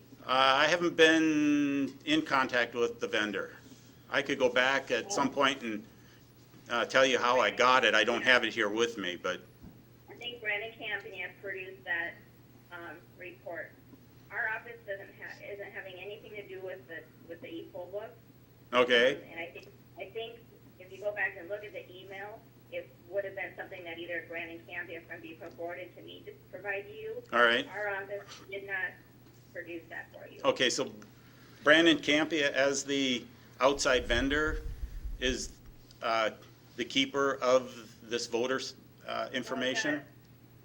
Julie, am I correct that, or on the e-poll books, or Lori, that for the election history, to know that those voters voted at the vote center, that election history, there's a file that has to be uploaded into the county file, just to show that they voted? Just to show that they voted. That's all. It doesn't show, Right. it doesn't show where they voted. That's correct, and all we need for federal law and state law, Bruce, is to know the election that person voted in. We don't specify whether it was absentee or in person. Well, and Kia, on a secondary note, I don't believe Brandon Campia or any vendor is allowed to give out that information. No, the only thing we did is because during one of the meetings, that's the one thing that Bruce requested, so that he can do this comparison from the file from the county auditor's history file, out of total vote, and some e-poll book thing. And so our office would not recommend that any of the auditors who use e-poll books make changes for this extra field that Bruce wants, because it's not required from us or from the federal government. No. Do we Okay. have a motion on the table? I made a motion to You made a strike, but suggestion, or. Okay. I made a motion to Motion? strike 10, but I don't think I got a second. I would second that. May I make one more comment? Yes. We just about talked this to death. Yes. One concern I have is that I'm not convinced that you have been given adequate information, that you've been given complete information. When I see the comments you're making, I just wonder if there was some communication gap somewhere and that information is really there and you just weren't given it. The absentee voters are all in the e-poll book before Election Day. Yes. That's our guard, that nobody Yes. votes twice. And the fact that you're not seeing them in the file you got raises the question in my mind of, were you given the right information? And the fact that the Secretary of State's office, number one, has had a change, a major change in staffing and leadership a couple of months ago, and has new people who have not worked with Total Vote, leads me to wonder if there was a problem getting you what you wanted accurately. Well, and I appreciate you bringing this up, because this was one of my hopes with the new Secretary of State and the office staff, that over the last 18 months that I have been involved with all of this data, it has been very inconsistent. And Surprised. so I put this in partially from my frustration of not being able to get the data that we needed to get consistently. And this was multiple times asking for the data, and I understand what the staff change and everything out there, this would happen. But starting in August of 2012 and moving forward, I have been having these same issues. And so I wanted to bring all of this up and make sure that we got this area covered. And so I understand, and I understand the federal law and the state law issues and so on. And go ahead, Bob. I have a question for Auditor Pearson. When you have a municipal election for Rapid City, you oversee that, is that correct? Yes, Do you upload the results of that to the Secretary of State's office? yes. Okay. We're just starting since Total Vote. Prior to Okay. that, there wasn't any way we could do it because we didn't have a single system to set it up with. But yes, we will from this election on. Well, in Sioux Falls, I understand that this was the first time that we had uploaded the results to the Secretary of State for a municipal election. Is that correct, Sue? 2014, was that the first time? I couldn't attest to the other years. I think it was something fairly new. And so, if we're doing that at Sioux Falls, should not all the other municipalities be doing the same thing? And I don't see that happening out there at this time. I think that was one additional feature that Total Vote allowed. Darlene maybe has better memory than. I think it's because we set the ballots up. If you don't set the ballot up through Total Vote, then you can't upload it to the Secretary of State's 'Cause website. yeah, if it's set up correctly, you can, with ERM, you can upload that to the state. Now, the city election last year, I guess I wasn't told that we were uploading, so nothing was tested, so I believe someone from the Secretary of State's office actually entered those results as we were pulling them off the She did, copier. yeah. That's right. Yep, she did. But you can do that through Total Vote if you set the ballot up. But if we don't set the ballot up, we don't have contracts with all of our school districts or all of our little towns. And so then all we can do is post their elections, voting history after the fact. I believe you have We do have a motion and second, yep. to strike number 10. Yes. Okay. Danielson, Yes. Aaron's, Ellison, Yes. Hogsted, Yes. Pearson, Yes. Rouse, Yes. Warren. Yes. Number 11, the procedure manual questions.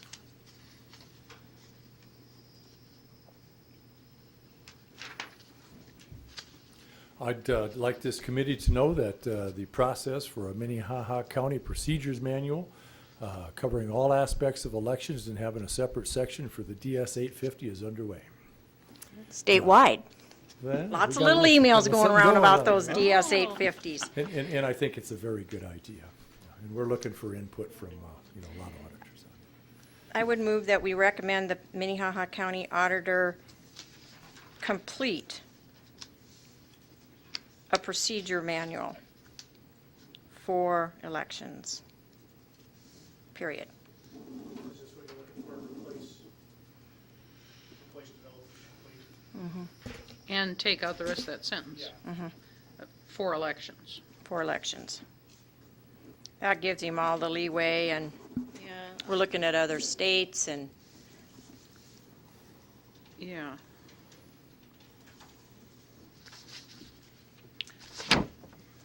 Now, okay.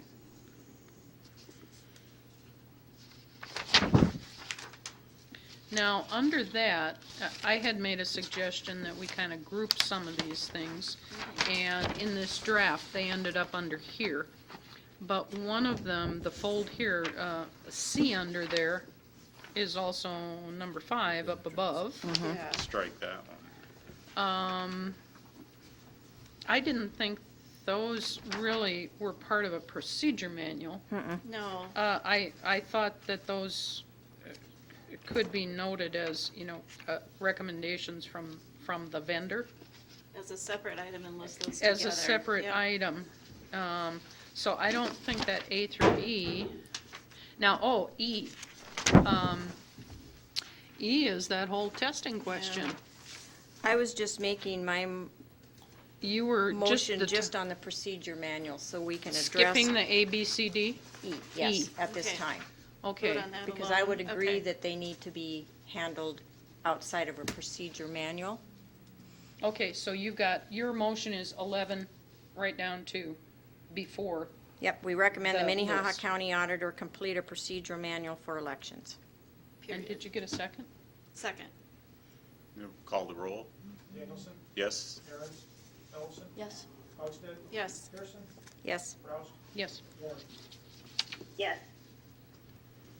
So now you're looking individually at, Yes. what we do with those.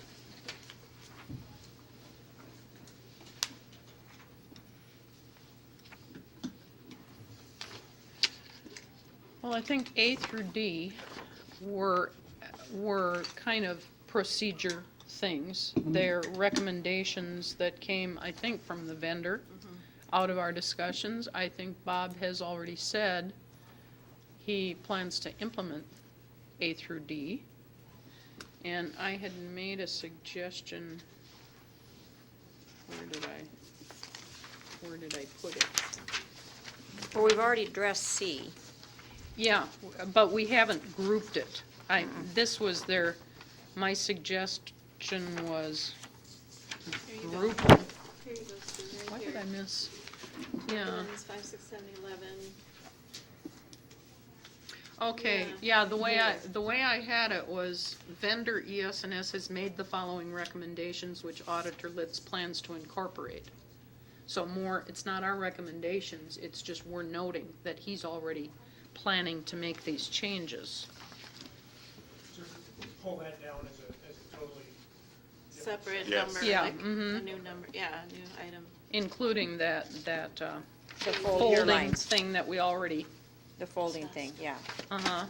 Which was it was, number Up at one of the first 5. ones. so if we, 5. Do you want me to pull these out, cut and paste to the back of the report with an additional well, heading?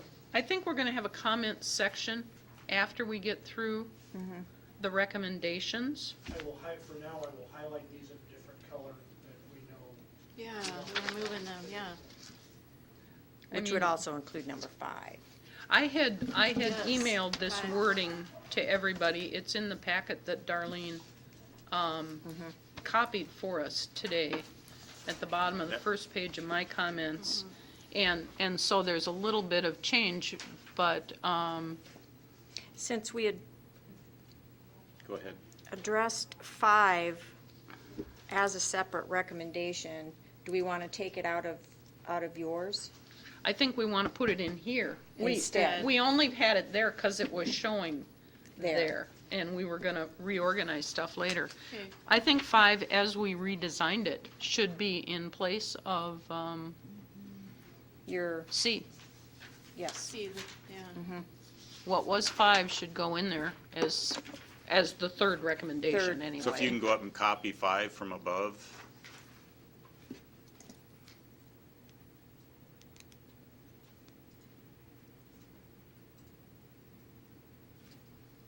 And put it in place of C. Yeah, because that was just kind of duplication. Yep. And then A, if we have that wording that starts it off saying these are recommendations from the vendor, there's some wording can be taken out of A, but I think Yeah. we want to say purchase and use green ink ballot stamps, and you've already got that process going, right, Bob? Pardon me? The green ballot stamps, you're already in the process of getting them. What happened was, before the election, we got word from Davidson County officials that the ink stamps were bleeding through the new ballots. They're a little bit thinner, so we ordered all new self-inking red stamps. And then later on, we Oops. found out, I found out it's green. And so what I did was I called Sioux Falls Rubber Stamp, and I can, somewhere between $500 and $900 to convert those ones over. And the reason I say there's a big gap in there is I've got a bunch of bottles of red ink at $2.60 a bottle that haven't been opened. They'll do a straight across trade. I don't know that number right now. But right now, it stands between $500 and $900 to convert the $2,000 worth that I've already purchased, so. So can we go back down to that A, B, C, D, E section? Take a look at it. Now, Kia made the comment that B perhaps would need an administrative rule change. I think we. B? Yeah, she did. B, she said because administrative rule specifies in great detail the layout of ballots. I think it's still okay to have this just the way it is. Consider ordering ballot stock. Part of your consideration would be reviewing with Kia, is there any rule change needed as we move forward with that? I know you said you're already doing it or planning to do it. Yeah, what we plan on doing is not using a watermark or a box, but definitely where we want them to put the ballot stamp on the front of the ballot, we're going to leave plenty of space, which was our issue in November. We didn't leave them half a column. We made our ballot stamps very small, so we don't need. So our defining the place is just going to make sure that we leave enough space for them to easily place the new green ballot stamp. And I think the way you're doing it would not require any change. Any change whatsoever. But if we were to add a box that said ballot stamp here, Or a that's the watermark. kind of. Yes, it would. That's the kind of thing that would require probably a rule change. So if we leave it that you consider it, then you can work out the details. Yes, Kia? And When you look at 5020601, it does say that the general election ballot must be white and must be in the following form as applicable. And it shows a picture of an optical scan ballot, and it just shows a ballot stamp in the top of the third column. And Julie, what we should do I don't think when so. we have our spring rules meeting with Board of Elections is maybe just take that out and put something in there that the county auditor will place it up, have the ballot stamp placed where most applicable to their election. Yes, because I think it's just going to become more and more important that all auditors, as they process into using the more sophisticated scanning machines, that the ballot stamp does make a difference where it's placed. So I Right. think that would be We'll just make a proposal to the Board of Elections to just remove ballot stamp off of that top of that third column and just say a note on there that it has to be on the ballot and a location determined by the county auditor. yeah.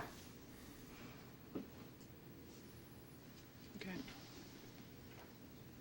So I think we've covered, So am I reflecting what you want in this point, and the things in blue are going to stay in place, or they're going to move down to a section that's, D, I have, I don't recall any discussion before this group that the precincts were inadequately supplied. So I don't know where No. that comment about the office should provide sufficient pens to polling places came from, I think it's inappropriate. I would suggest we take out that sentence. Agree. The whole point or just this highlighted? That, no, the rest of it, the blue pens is important. No, I'm sorry, the blue pens leave in, Just Yeah. like that, yeah. just like that. It's the rest. I don't know where that came from. There was, Actually, I think Bob said people walked off with their black pens. and he had to resupply. Maybe where the stray comment came. But they we still send it. provided Yes. Yeah, that. they sent Yeah. tons of them. That- Yeah. Yes. Yeah, I couldn't remember any discussion of where that came from, but That was just an Yeah. anecdote that people liked the pens and. Yes, they pocketed them. Yeah. and then we get to E. Now, I brought that up after a conversation I had with an election official that called me from San Antonio. And I brought it up in one of the meetings about what they do in their office so that they have continuity and of staff training, and they also end up with, if there's any succession issues with the staff and to make sure the equipment's running, that they hold periodic through the year. In off times, they run the machines, you run some test ballots through to make sure that the settings are correct and that the machines are running functionally. And it was a recommendation that they built, and he thought that it was something that we could be discussing here with what we're doing.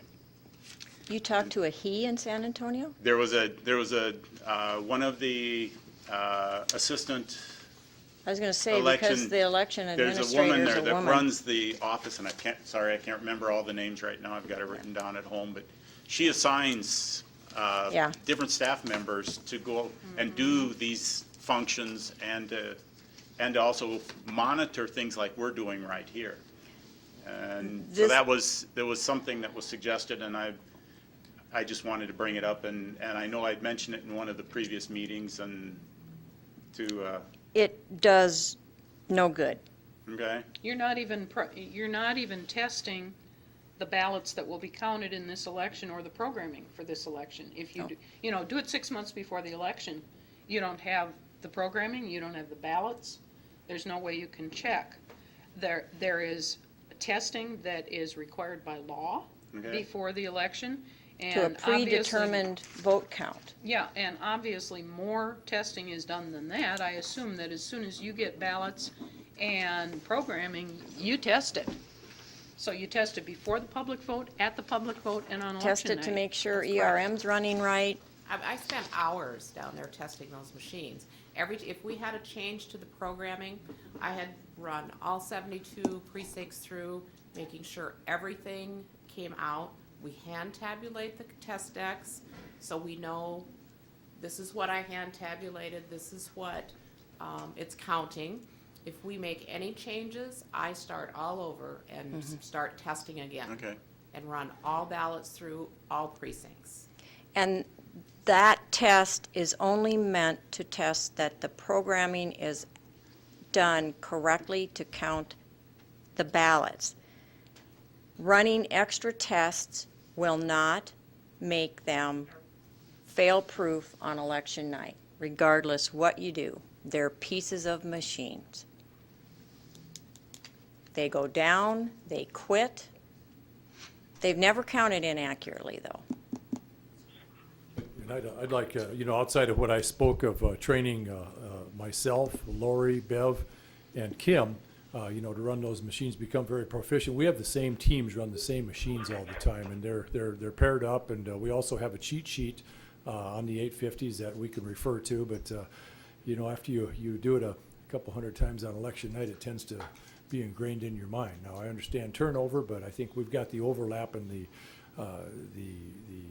enough people down there that are going to know how to run those machines to provide training for anybody that knew what. Where you've clarified by talking about Lori and the different, Bev and your new staff member, you're bringing more people into the process, so I guess that. That's And you're correct. going to be training these people, and so that should cover it. With the new machines, yeah, that gives us, some extra folks, and then I could beg them if I gotta get to counting the absentee ballots on election day, or processing the election day ballots, absentees, so. I'm good with that. And the comment you just made regarding the fact that you hand count and test during the period, that would have been important for a couple of the folks that testified that said they want to see a hand count. But you just pointed out that you hand counted against the machine, which is kind of the test I test think that Yes. they would want. Yeah, and there'd be different amounts of ballots Yeah. in the test decks, made out differently, so we have a And- lot of different scenarios that come up. To add to that, the state law or administrative rule, I don't know which, states the types of marks and how you have to mark your test deck for a predetermined outcome so that you know. And you can either do it in-house or we pay C Change to do that for us.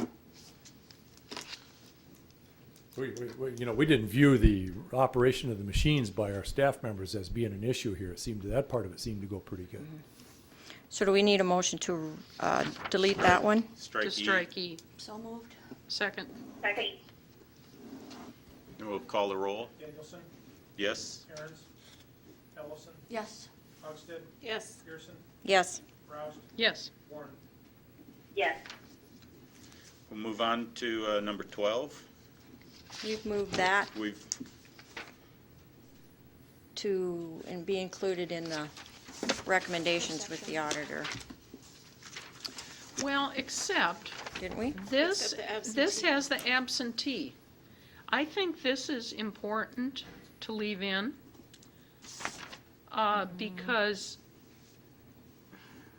because we've heard that there's discussion that maybe this area is gonna be reconfigured and he won't have all this space.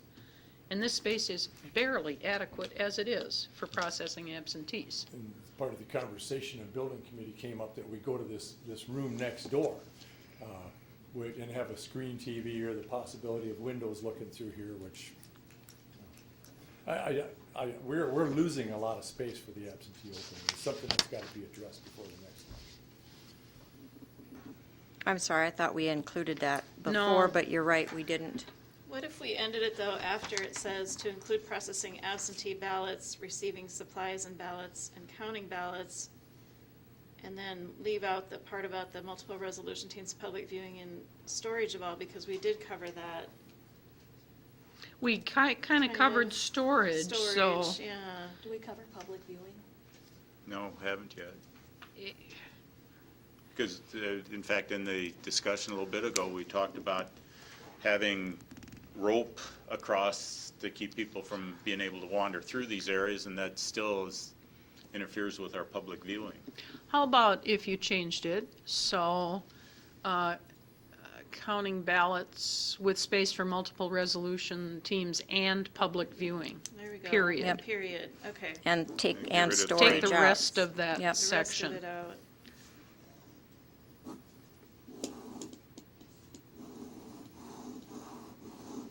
The short-term basis and Yeah, that, Yep. that whole Yep. part. Because we've talked about the the storage we multipurpose gave. room on a permanent basis. Yep, Yeah, yep. yeah. Is that Can your you motion? reread that, Sue, how you want that changed? Okay, it is number 12 on the draft, and Yeah. most of the first sentence keep the same, but we come to counting ballots with space for multiple resolution teams and public viewing, period. And then Okay. take off the last two sentences and take off the end of that sentence that's about storage. Okay. Thank you. Was that your motion, Steve? Yeah, that's my motion. I'll second. Danielson, yes, Aaron's, Ellison, Yes. Hogsted, Yes. Pearson, Yes. Roust, Yes. Warren. Yes. and we'll move on to 13. This is one that I really struggle with. Yes, and I'm gonna say right up front, I do not support 13 at all. Nor do I. I agree. I know we have heard frustrations, and we heard some more today about musical polling places. And number one, part of it is caused by the fact that the Sioux Falls city and school district elections have been run in these last few years using vote centers. Now, we could make a recommendation that they don't do that, that they go back to precincts, but that's, I know that voters like the way they do it. Yeah, we I do. also know vote centers are totally impractical for county general Right. elections. So I don't know what the solution is, but I don't believe we should say, we think the solution is to combine all these elections with the primary. No, and I wrote some language for that, just to say, which was not incorporated in here, that we understand that the City of Sioux Falls and Sioux Falls School District will continue to utilize vote centers for their elections and realize the difficulty this would entail for the primary and general elections, primarily due to geographical challenges within Minnehaha and Lincoln counties. Can I add a comment on here? Yes. I thought the purpose of this committee was to make recommendations to the county auditor and the county commissioners, Yeah. not to the school, Sioux Falls, City of Sioux Falls, or the Secretary of State's office. I think we probably will take the liberty, if we feel it real crucial, of making a suggestion to another board, but you're very right. We don't have any authority here to say anything to the school district and city, other than to know we've got difficulties, we know we've got difficulties, and we haven't come up with a solution. Yeah, and I think that should be maybe just put in like the comment section that you were talking about too, at a different section of the report. And But- 13 should be taken out altogether, and 14 should be changed into this one that I had come up with. Should we maybe just preface it that we heard public comment, we realize that the way elections are held by the three governments produces confusion to the voters on where to vote, because that's the issue, and that we don't have a resolve. It's not within our purvey to resolve. That way we have addressed what they've concerned, we recognize it's a concern, but we don't know how to fix it, and we can't order the boards to do it. Unless we want to just say, do extra public service announcements or posting, or recommend that the three administrators in charge of those elections try to do some additional education. But it's all going to take money. I think you're right that in the comment section, it's important to recognize that that's a frustration we heard. But that there's really nothing we can do, because we're talking to three different elected boards. I'm good with moving it to comments. Can you, Your suggestion, Julie? or Lori? She had it fairly well written, I thought. Well, I would make, do you want me just to read my, like 13, I would just like to, I would make a motion to delete 13 altogether. Second. Let's just So get let's that vote on Let's that get taken. it one. out of there. Let's take care of that one. So, So we need a vote on a 13. vote on, Danielson, yes? Aaron's, Ellison. Yes. Lundstedt. Yes. Pearson, Yes. Rouse, Yes. Warren. Yes, And then I would make a motion in place of number 14 that it would state, we understand that the City of Sioux Falls and Sioux Falls School District will continue to utilize vote centers for their elections and realize the difficulty this would entail for the primary and general elections, primarily due to geographical challenges within Minnehaha and Lincoln counties. I would suggest we add a sentence right before that section, which is what Julie said. We heard testimony. And recognize the confusion of voters. Her sentence kind of covers that. huh? And I can't remember what I said. We heard testimony regarding voter confusion There about we go. changing polling places, changing voting locations, There we go. voting locations. And then that flows then- right into Right into my what she said, statement. what you said. And that would be moved to the comments section. It's not a recommendation. Yeah. And I'm on the train of thought, so just help finish that off with me. We understand the City of Sioux Falls School District to utilize vote centers. For their elections, and realize the difficulty this would entail for the primary and general elections. Entail. EN. Entail for the primary and general elections. Primarily due to geographical challenges And election turnout. and election turnout. Good.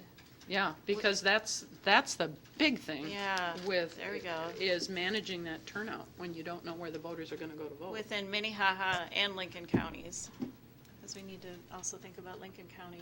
Either that or don't specify. Or don't It's- specify, it- just I stop would it at not voter put. turnout? Okay, Yeah, I Just mean, stop it there then. primary and Yep. general are county elections, and we don't Okay, need to period. say which Okay. elections. good. And then Sue had a sentence. This is what I'm adding right here then. And then delete everything before that in 14.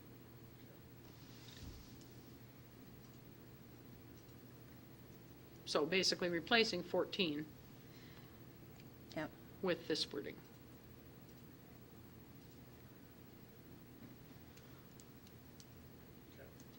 But we also wanted to add that sentence at the beginning, or think is that he- just gonna be? he added Oh, it. he added it, okay. Her testimony about voter I confusion. can't quite, that red is hard to see. Yeah, we heard testimony about voter confusion. Okay, good, Yeah. okay. mhm. And then, And then it into goes yours. into it, okay.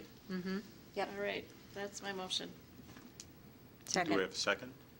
Second. Danielson, Yes. Aaron's, Ellison, Yes. Hogsted, Yes. Pearson, Yes. Rouse, Yes. Warren. Yes. The number 15. On 15, my comment on that would be that we remove, if, depending on the rest of this, but definitely remove with the city of Sioux Falls and school districts, because we do not, we're not involved in the total vote database That's- entering or anything. You're not involved in that, but what we heard, what I thought this comment was, is it's the total vote that produces your poll book, or your master registration list. Okay. Does your precinct workers, or have you heard that the school precinct workers cannot tell what ballot to give them? No. Then I think we No. strike the whole thing, because that's all it We know has to do with. exactly what ballot to give them. Because you're the only, Right. you and the school, not Bob, but you and the school Mm-hmm. are the only ones that use a combined list. And if your precinct people are not having a problem with me No. calling it 1-1 and Lincoln County calling it RV5, if they're not having the issue, then, The reason that I put that in was going back to the data work that I did. And the school wards, and the city precincts, depending on which county the voter happens to rest, are named differently.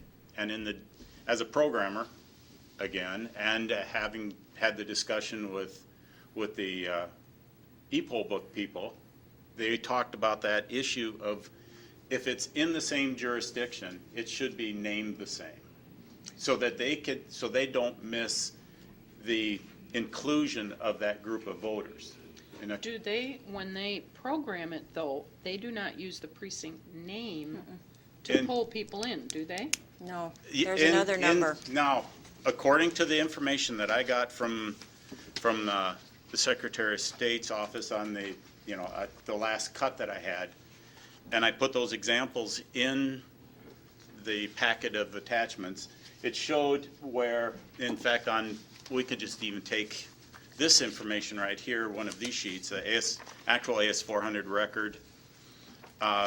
You'll see in the way the AS400 used to have it, it shows a designation on the top one here of school district, and it shows 495. Down below, in the way total vote is showing it, they're calling it school ward, Sioux Falls School District 49-5.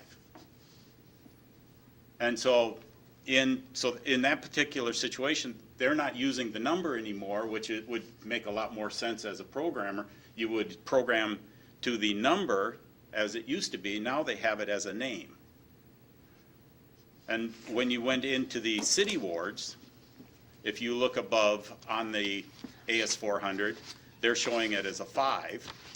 Are you saying that Lincoln County has a different format for the school They have ward it named field? differently on the city ward, and I just took those two as examples because they were easy to see on But we're here. not seeing a Lincoln County one. Your issue No, was I have that. Lincoln I County. have, if you give me a moment, I will. I suspect that these fields were standardized in total vote. But they aren't. Well, by standardized, the field is standardized. The school ward, can you freeform put that, I mean, school ward, that's standardized statewide. Everybody's in a school district. I think No. too, I think maybe comparing to a 2012 formatted list versus a 2014 formatted list in two different programs could be an issue too. I mean, you're not comparing the same thing. It sounds like what you're suggesting, Bruce, is that we go back to 495 instead of Sioux Falls School District 49-5. Programmatically, that would be better than any kind of a free-form name. I think that's an issue for total vote. It would be an issue at a statewide level for the programmers of total vote. I don't believe that's something that Minnehaha County, I mean, I don't think Minnehaha, I don't do you think, enter that, or do you just is enter? it on a pick list? No, it's not on a pick list. Every county names their precinct, but you also take each precinct and tell it what districts it votes. But if the information gets to the e-poll book correctly for Sioux Falls City and Sioux Falls School Districts, so they can vote people and give them the proper ballot, I don't see an issue. It is not tied to the name that we, as the county auditors, input. And obviously it works because they're not hearing Yeah, and I the was trying issue. to find it here. So it obviously isn't printed on anything that you see, No. and you are the overlapping districts. And it doesn't create a problem when we vote overlapping school districts in Pennington, or if we even produce the City of Box Elders election, nor does it in our overlap school districts. This is the one that you have. This is, and I apologize, I wish we had the overhead here so we could show this, but I just have this one sheet, and I thought it was in the pack, and I couldn't find it, but this is out of my collection of material. I had the city ward field in Lincoln County says Sioux Falls Ward 2. And in Minnehaha County, it's called Sioux Falls Ward -2.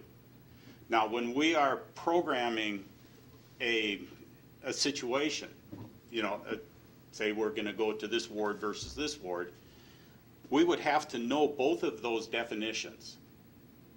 In other words, we would have to know exactly how that was spelled out in order to pull the information.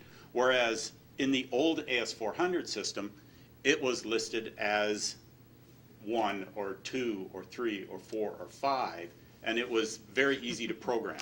No, it wasn't, because Lincoln and Minnehaha County had totally different Very conventions. Okay, and yeah, this is what I'm this asking, is now an that we're in improvement. total vote, that if the city is crossing, what's that? Am I, there you, Oh, this is in the reference packet. that you- yeah, and I thought I had this sheet with it, and I just went through and I couldn't find it, so I apologize for it not being in that So group. Julie, you give a name to each ward? Like, you have wards and counties. We call them 1-1. and we've got them down when we converted to total vote, you go in and you say, whatever your precinct name is, say XY, XYZ. And then you go into total vote and you tell total vote what elections, what districts XYZ votes in. And we have, nowhere on anything that we get out of total vote does it say XYZ anywhere.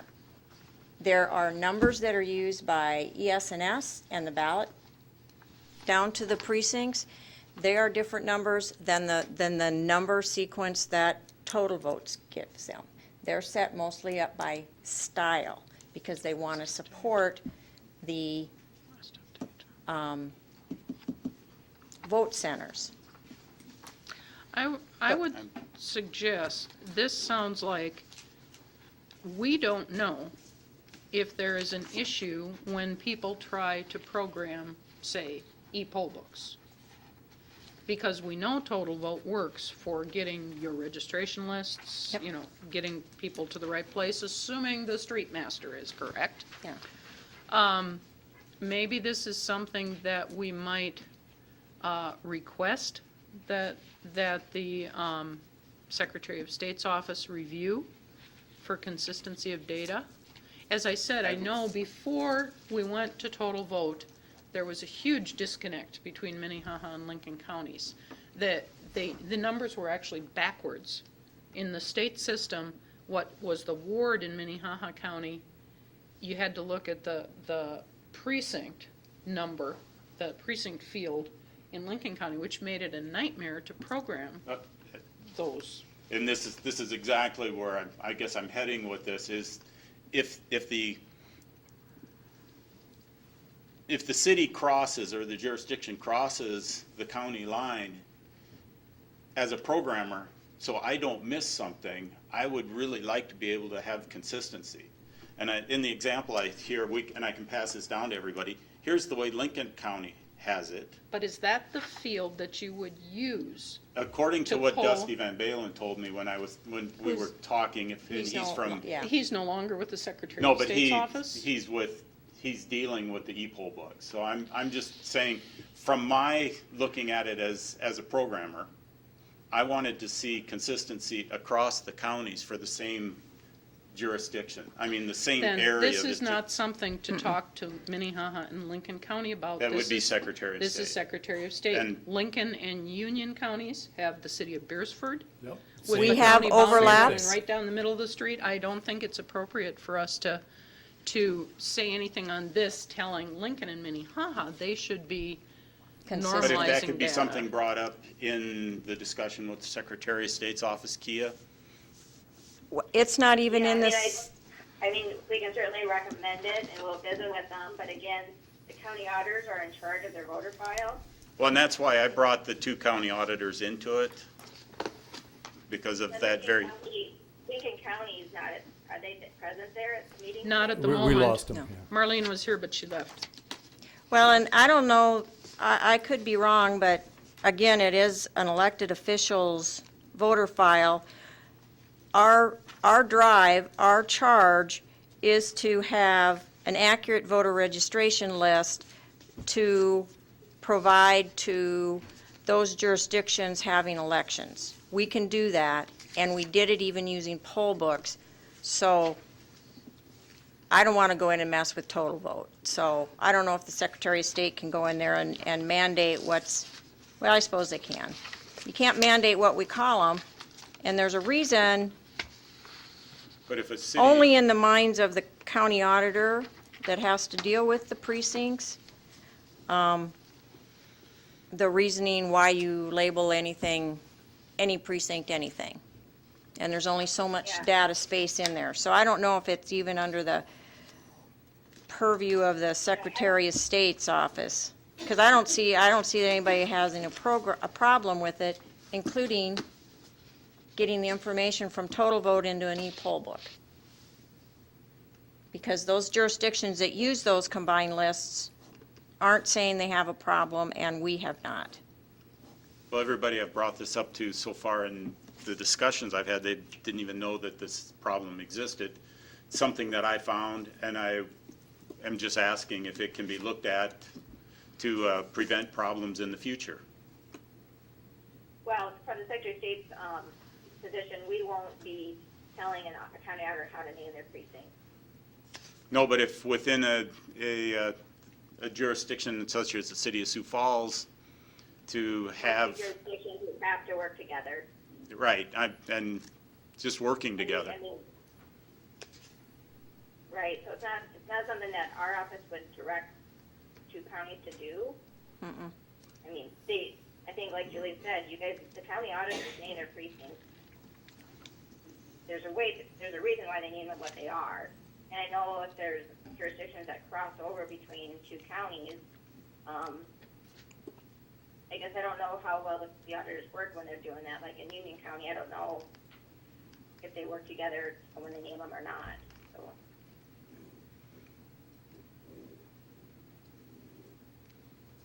I guess I don't know what to do for that recommendation. If it's moved to the comments to that data inconsistencies were found and, No? or No, not, because Data inconsistencies. you have told us, based on the information you were provided, that you saw some inconsistencies. One, as I commented earlier, I'm not sure that you were given all the right And- information, complete information. Well, and aside from that, because one county calls it Sioux Falls Phase 2, and one calls it Sioux Falls Base Dash 2, is not an inconsistency.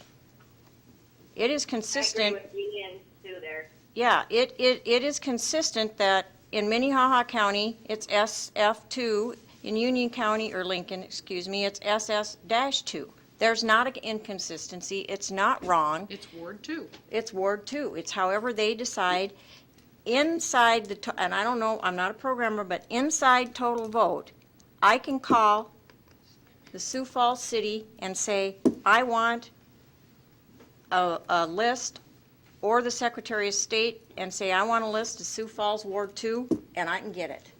And it includes both. So I don't see that there's anything inconsistent or wrong with the data to do what the voter registration program is supposed to be for, which is not for the ease of a campaign to produce a list.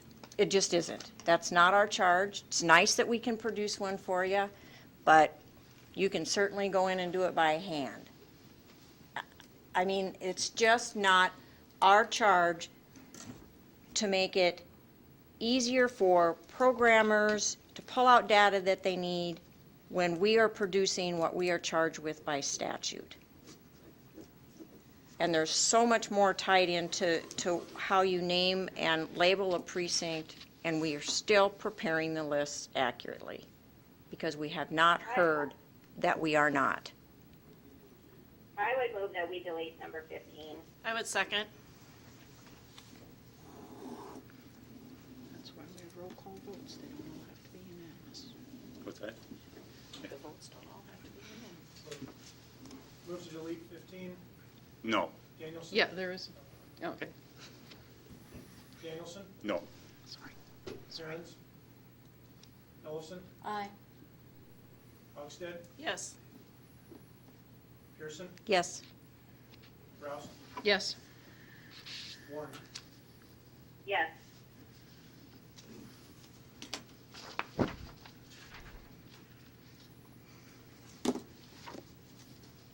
Okay, number 16. I was, Now we're getting into Kia's comments that, and Deb's that I thought Deb's, were really yes. interesting. yeah, about the HAVA, yeah. You felt that these recommendations were inconsistent with the Help America Vote Act. Yes, if the Secretary of State is in fact the State the election state officer. election officer who has to have a, what's the verbiage here? You had it in Uniform, here. non-discriminatory manner, single uniform official, centralized, interactive, computerized statewide voter registration. Mm-hmm. So my question would be whether, and I've yet to meet an elected official who wants anybody stepping on their authority if the Secretary of State's office sees it as a potential conflict.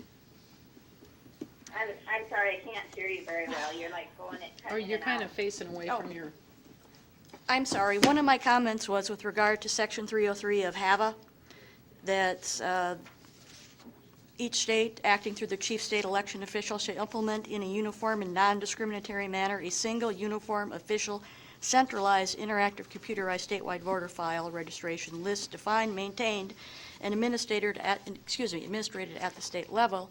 If you feel the recommendations in this section were stepping on the Secretary's authority to go and do maintenance on the list, maintain the list, et cetera.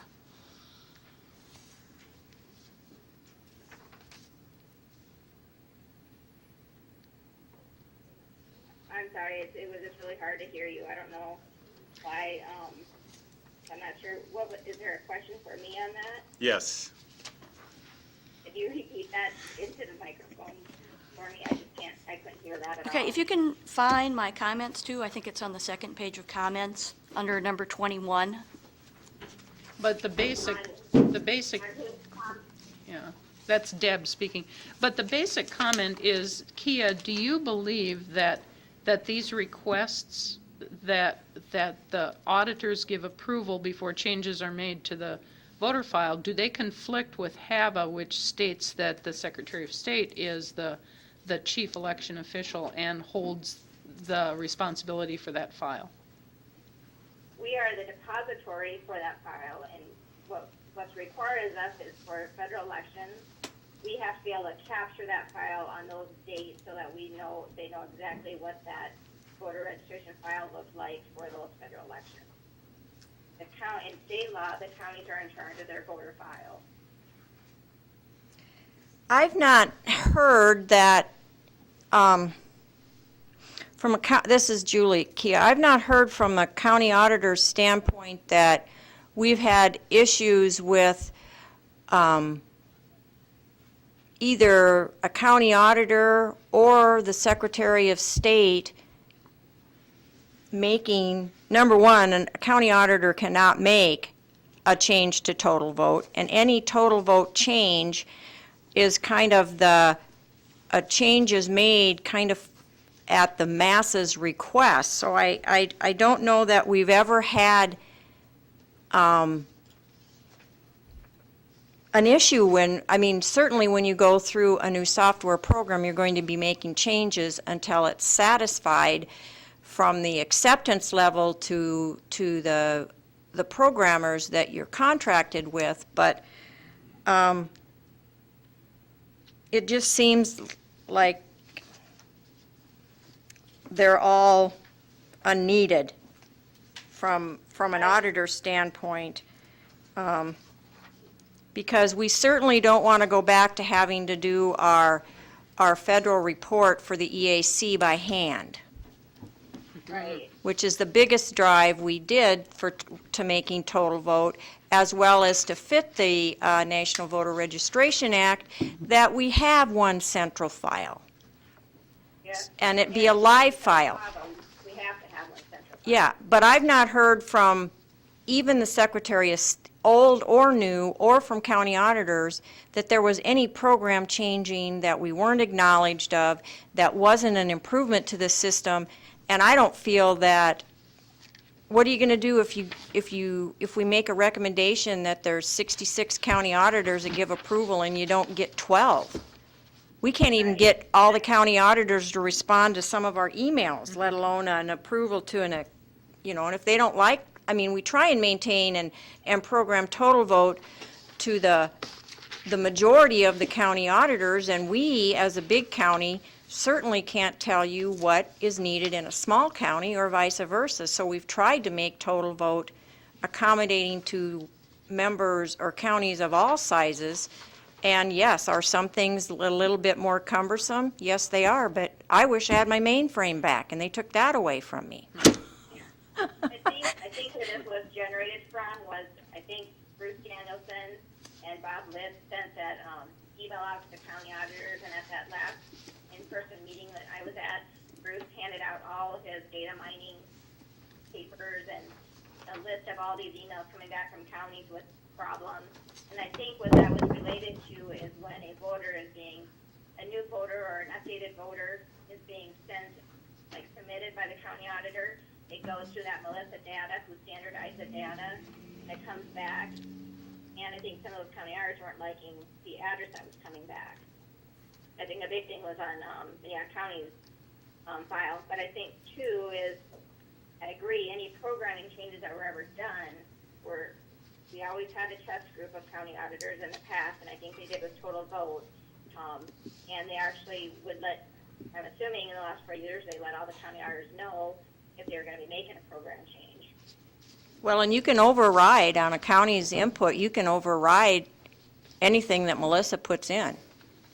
Correct. And we do use the override when it doesn't do what we want it to do. So you're never going to standardize anything any more than it already is. And you cannot force. So I think I would move that we take out 16, 17, and 18. Let me look at 19. And 19, like you said, you guys can override on it if you don't like the address change. I have an alternative that I had suggested that would replace 16 through 19. So, are you making a motion, Kia, that we take out 16 through 19?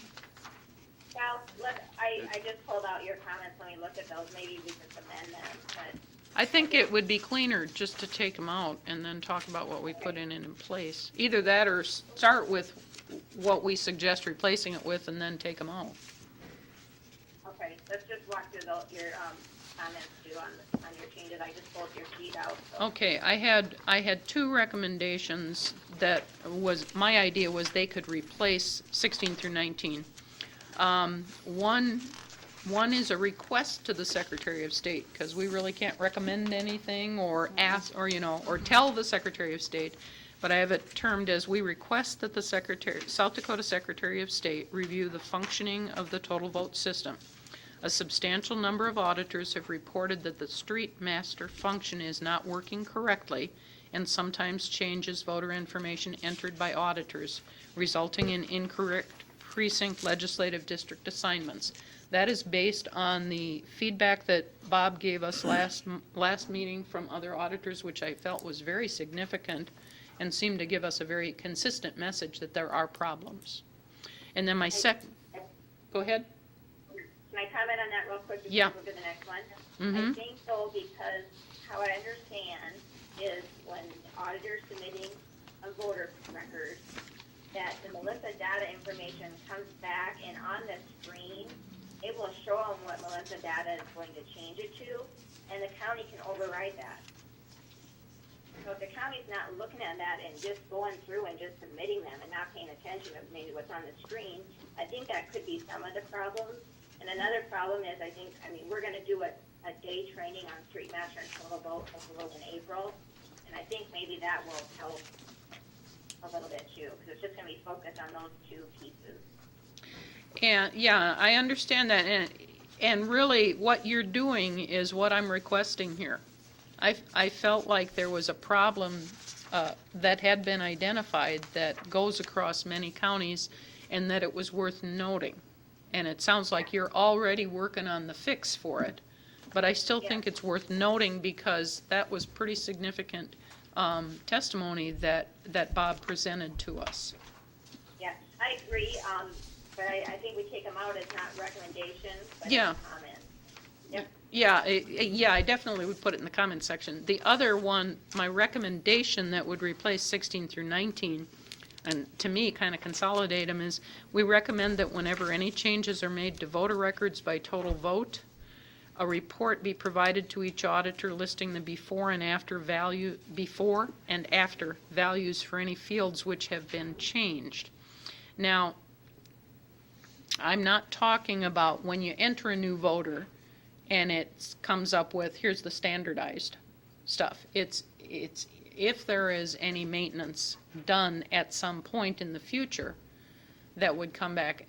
For instance, if Minnehaha County for some reason had to send their whole file into the state, again, upload their whole file into Total Vote, would that make any changes to any addresses that had previously been correct? That sounds like that's happened in the past. I don't know if that has been totally resolved, but we talked about having some sort of an audit list that would kind of be the cross-check to make sure nothing goes astray in the future. So it, For that, yeah, especially like when we do redistricting and, yes, that's, that will be moving a lot of voters to different districts. mm-hmm. Yeah, I agree with that. So my suggestion is that we replace 16 through 19 with this, because it covers the issue of informing the auditors when a change is being made. I agree with that. That was my concern, was if there was some kind of an en masse These are the process two I'm talking about, but that was gonna this change a is lot of records. the key one. The auditor here would have to come back and fix all that again. But just so you know, we don't change records. Well, the Melissa system did somehow, and Back up. The Melissa data gives back to the county auditor a It's up in standard the wrong order. format for an address.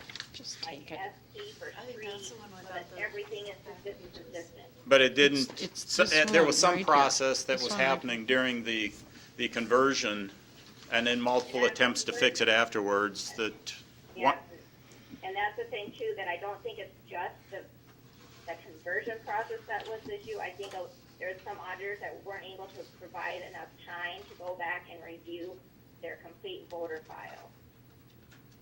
So I think it's a combination. I don't think it's just one fault or another. I think it's a combination. But it sounds like you're working to alleviate those problems, get to the source of them, and, you know, and fix them with training, primarily with Yes. training. So is number 20 on the report too kind of what you're talking about, or is that a little different? No, I don't know what that is. I believe that was Bruce's. that's another one of mine. And that's something different. Mine, it was suggested to replace 16 through 19. Okay, and I'm good with that, and I think if we do your recommendation of having like some type of audit report that goes back to the county on those field changes, I think we don't need number 20 because it would allow the auditor to see any changes anyway. Unless, There was another reason here, You- we'll get into number 20 separate from I think there's, From- yeah. the correction of these others, because 20 is something else that I use on a regular basis in the work I do, so So I would make a motion that we remove recommendations numbered 16 through 19 and replace them with the wording that Robert has just added, which is just one. Second. We recommend that whenever any changes are made to voter records by total voter report be provided to each auditor listing the before and after values for any fields which have been changed. And second, we'll let Robert catch up with us, and then we'll do the,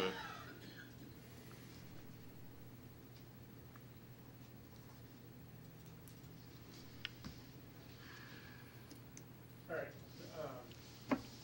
Danielson, yes. Aaron's, Ellison, Yes. Hogshead, Yes. Pearson, Yes. Rouse, Yes? Warren. yes. Okay, that was 16 through 19. Yes. Okay.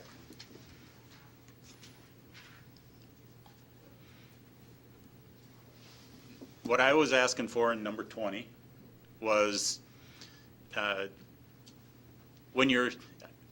was asking Heather one day if there was a way to look at more than one record at a time on her screen.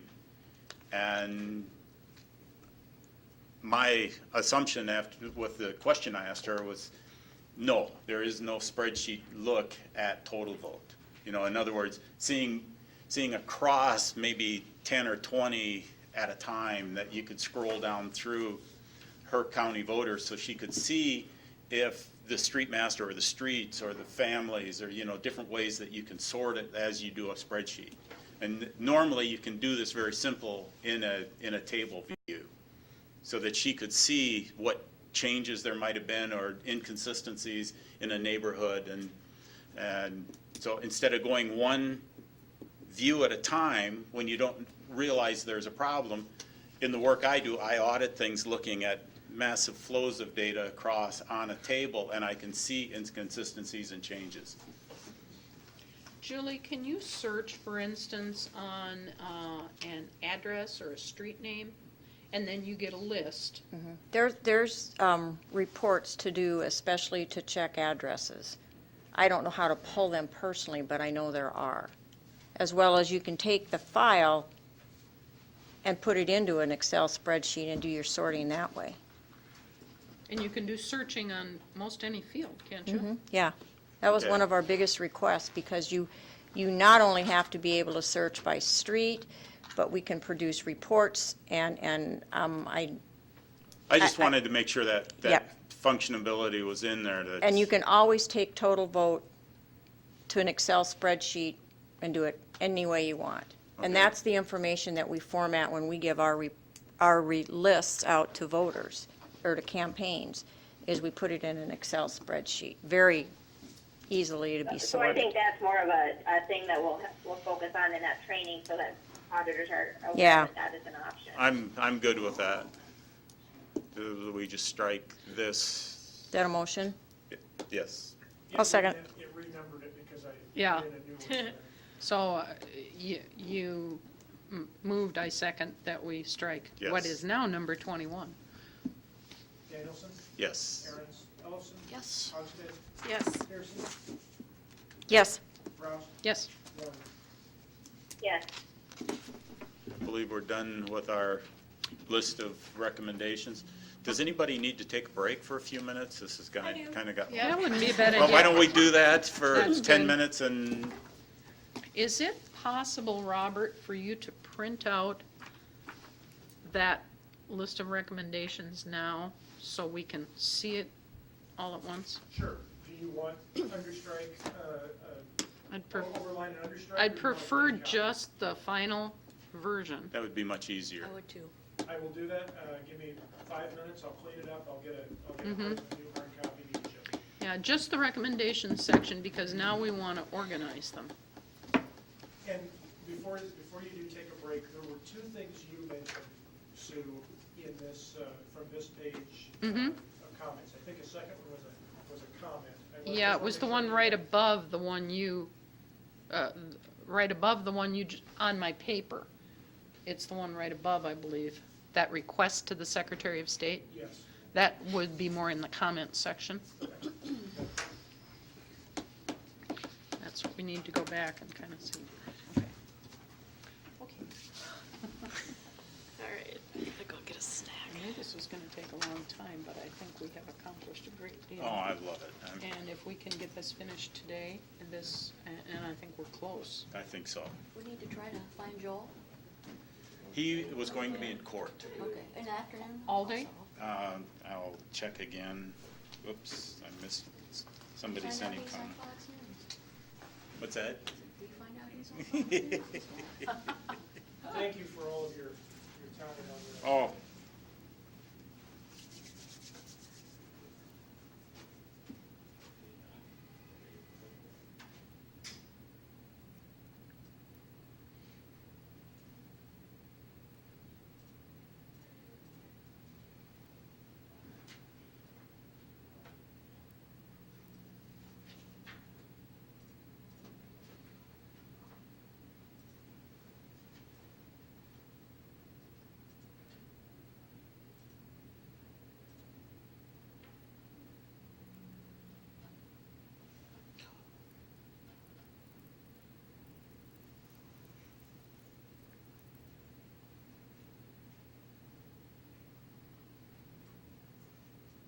Oh, he did try to call and I missed it.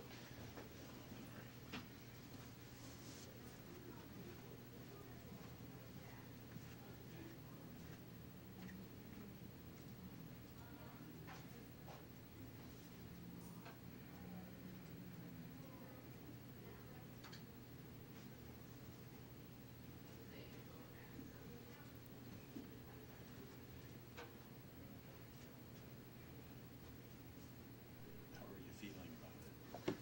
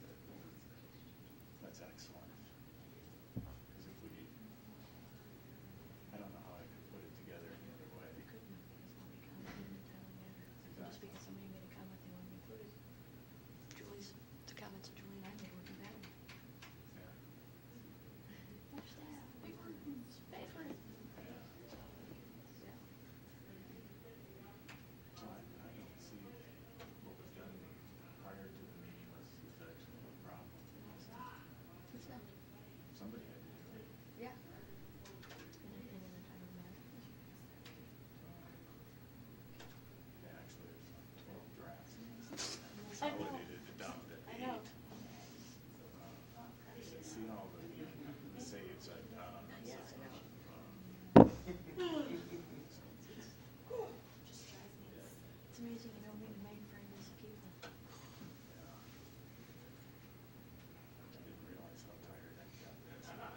Oh, yeah. Well, here's a question. Would you ever volunteer to, again? Sure. Oh, to be chairman? Sure. Oh, okay. I thought perhaps, you were soured for life on the. No, this is very fascinating. I wanted to make sure topics were. Yeah, Yeah. So as long as topics were covered. I'm gonna switch it. It was still going. It was, all right. Yep. And if topics are covered. Oliver, itty-bitty little towns in the county, But it was. some of them aren't there no more. I think that's a neat idea, though. Palisades isn't there, Bob, I'm thinking of and that Van Clair, which is when it's he just does a those grain elevator now, and it's all, there's not much there. make sure Boog, it's like a that's not there anymore. Actually, these And people, then down here, let's see, what else? the Constitution can't Uh, solve it. I think that's a neat idea. We should do that in our county. Ellis is still there, but it's unincorporated. East Sioux Falls is not there anymore. Amenja is not there anymore. And then we don't have Moorfield. Renner is still unincorporated. So yeah, these are all the incorporated or unincorporated towns that we have in the. We can just, One, I think, I had it in the absentee category, because. Yes. We okay, would, so that's 3. And, all right, we're started again? Okay. What we've decided to do as a group was to break this down into the 3 categories that we were charged with as a committee. Number 1 would be questions related to the timeliness of the vote tabulation. 2 would be the performance of the new vote counting machines. And 3 is the process of delivering absentee ballots to voters, ensuring absentee voters receive the correct ballots for their legislative districts. So with those 3 charges that we were given, we're going to go down through the recommendations and number them for our categories, so that when we put the final report together, they are broken down according to those 3 topics. And so we're going to start with the first one. And do we need to vote? And I don't think we need to so vote on Unless it. we'll we just agree. come to an agreement as to what section, because we've already agreed they all need to be somewhere. So on the first one, we recommend the Minnehaha County Auditor allocate sufficient staff time. I'm only going to read the first sentence unless everybody else needs it. I don't think you even need to read that. We're all Okay, so looking at just this number document, 1, And it's on screen. the consensus was to move that to 3. Absentees, yeah, And number 2, tabulation, and which is 1. One. okay. Number 3, See, I'm not sure where that one fits. No. That is, well, doesn't that fit more with 1 as the timeliness, Is there any to reason why give we the can't put space? it in 2? What's that? Is there any reason why we can't put it in 2? because it's so much bigger. We're suggesting that be a permanent space designation, which is, it kind of, I had it originally, I think, under vote tabulation. So it fits more there than the other 2. Nothing to do with the other 2. Yeah, it doesn't have to do with the performance of, I could see putting it under 1. One. I'm going to put it under 1. Number 4, That goes under 1. 1. You need another tabulator to go faster. number 5, Now, that was going to be moved down to Oh, yeah. 10C. Yeah. So that shouldn't be in there. okay. That's easy. And it is under there, so, Yep, Yes, it's yeah. there. It got copied but not removed. all right. So our current number 6, is That's vote That's one. tabulation. that's number 1. Number 7, Same thing. it goes to 1. Number 8, goes to 1? 3. Oh, wait. No, timeliness Oh, of vote timeliness. I guess tabulation. it's 1, That's yeah. 1. Number 9, That's comment. Yep. all right. We struck 10. No, No, no, we have it in there, but we didn't take out the A, B, C, D It's- and put it we're in gonna- another place. right, we're gonna, And I Oh, apologize. 'Cause My old 10 is gone, so now 11 is 10, okay. And I am behind you here. 10 itself, the discussion came about when we were talking about absentee ballots, but it's, ties to 2. It ties to I 1. thought we deleted 10. well, what we're calling 10 is we recommend the county auditor complete a procedure manual for elections. I think it Okay, moved that's fine. around. Okay, took out 10, sorry. It's the old 15. Yeah, Just looking at mine, if my 10 was the equal voting, but now you guys, when you redid them on your screen, it took 10 out. Yes, I'm sorry, Kia. Okay. So,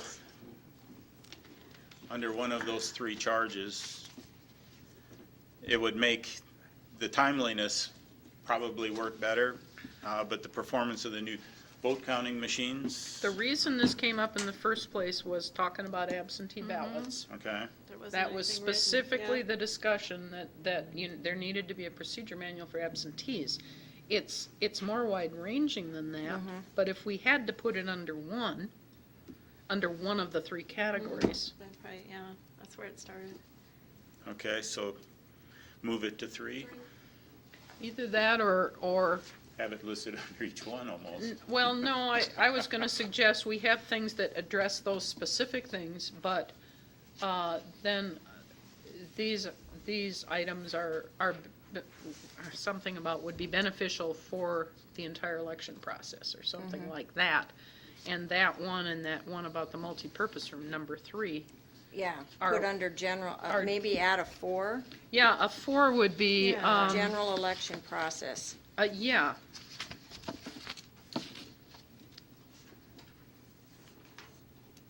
Maybe not put general, because then they're Just gonna think it's election Yeah. processes. Election process. Yeah, and Yeah. then, that would be 4, and then that earlier one, The number 3 about the multipurpose room, yep, 3. So we that change should that be to under, 4. to under, 4. yeah, under election processes. Election process. And then 10. Did you And follow 10. that, Kia? Yeah, the procedure manual's one under number 4. Yes, and then the one from above, the number 3 from above, we recommend on the multipurpose room, we'll move up to number 4, Yeah, election process. Okay. thank you. Category 4. category 4. Then, now we're gonna be in A, and we'll renumber these accordingly, but currently, we're gonna be on the item number A. But those 4 together, ABC. they Those all, 4 they together. all fit under category 2, Yep. Okay, performance of the scanners. And I do apologize, but I'm gonna That's- have to back up here. 'Cause Okay. I was emailing Kia, and so I've got my categories here, but I did not get them divided up here. So this, okay, Tough. 1 is in 3. You- Oh, you're gonna move them? Okay, okay, Well, if you've got them written down and you wanna keep moving through, then I can do that. yeah, That's fine.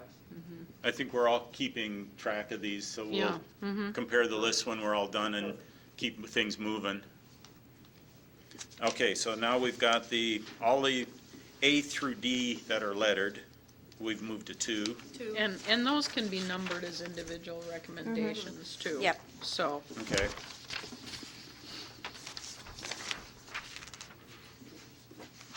And now we're up to, 11 really falls under that election process. I think, yep, all right, and take out recommendations for county commission as a heading, don't you think? Yeah. you're right, Yep. Yeah. we don't need that any longer.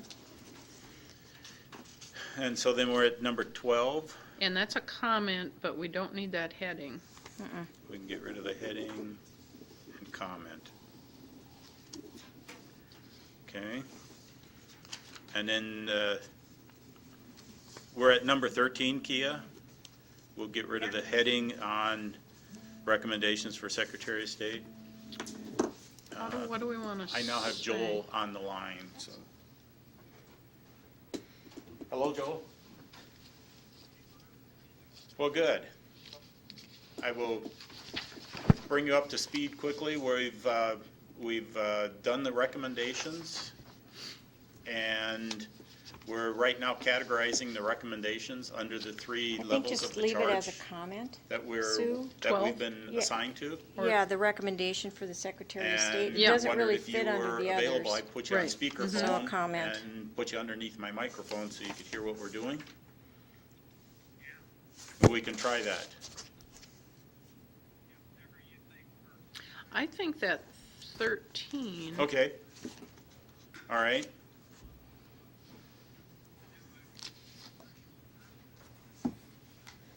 Yes. 13 could go under 3, 3.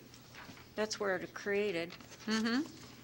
And we don't have to say recommendations near for the Alcester, you might Secretary have a of State. same We're Take just that going out. to similar say issue. that's a recommendation. So And I'll we'll put you on kinda be up to- speakerphone so you can hear where we're at. And we're going to be moving in, as soon as we're done with this section, then we're going to be moving into recommendations. All right. Can you hear us, Joel? Yep, I can hear you, Bruce. I will try and hold the phone up here so we can hear.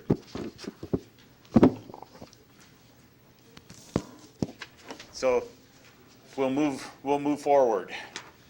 We're on number 13, We decided that it would go in section 3. section 3. Yeah, because that's where it could create, is going to create the problem. All right. So we've moved on, we're done now with the categorizing under the 4 categories.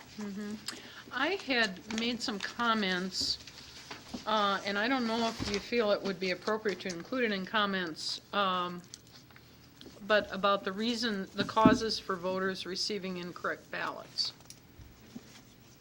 I think that should go under 3. Where do you have that? I had it in the document that I sent out. I had it right under that section. It's just, That. okay. And what I had there, because what have we ended up with in that section 3 now? 3. Sue is referring to ensuring absentee voters receive correct ballots for their legislative districts. Begin with a statement something like this: there are 2 primary causes for voters receiving incorrect ballots. 1, the total vote system indicates an incorrect legislative district for the voter. And 2, an audit or staff member pulls a wrong ballot when waiting on a customer or preparing a mail-out ballot. And then she has some comments below this to alleviate cause 1. And that's where I went into which recommendations fall in which category. I don't know that that's as useful now.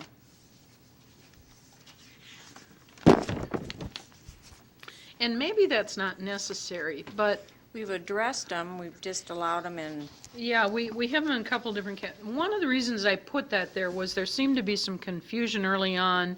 We had some public testimony, and I have heard it before kind of implied that people were getting wrong ballots because the ballots had been misprinted. Yeah. And that That is has not- not been the case. The 2 No. causes are total vote tells you the wrong district, and so you give them the wrong district ballot, or you accidentally pull a wrong ballot and give them a wrong ballot. Which happens in office. And neither one was it the case that the ballot was incorrect, the ballot itself was incorrect. No. And I think maybe it's been covered and is not necessary to have in there anymore. I don't have a problem with taking it out, because we've organized everything well now, I think.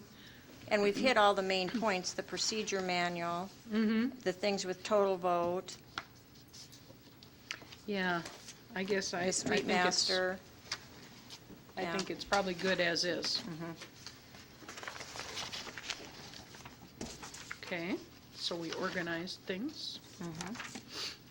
So this statement that you just asked about, we'll skip it, I think I would skip it probably. all right?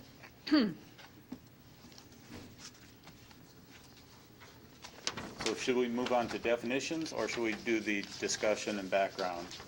Let's talk My about that. next is summary of committee meetings. And mine?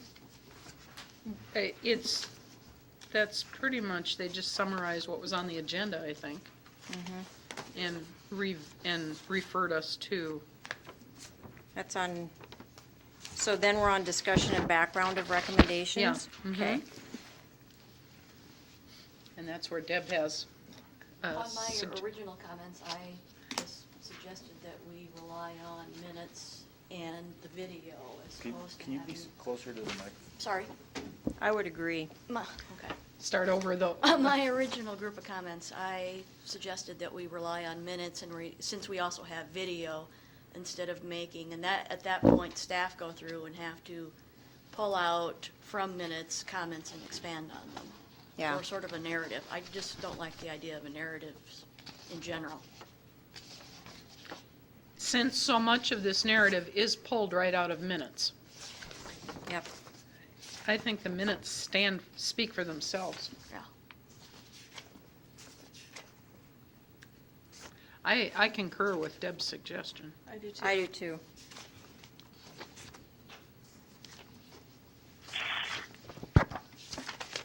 And on page 9 and 10, where it summarizes what was discussed each meeting,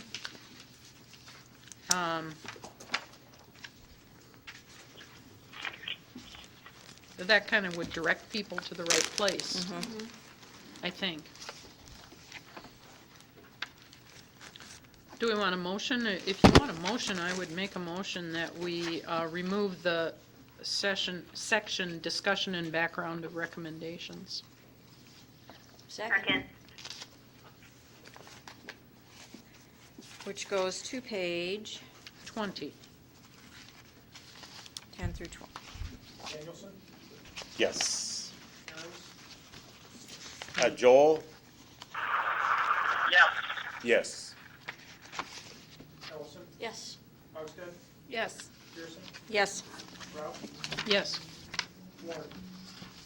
Yes. So, So I'm gonna go here.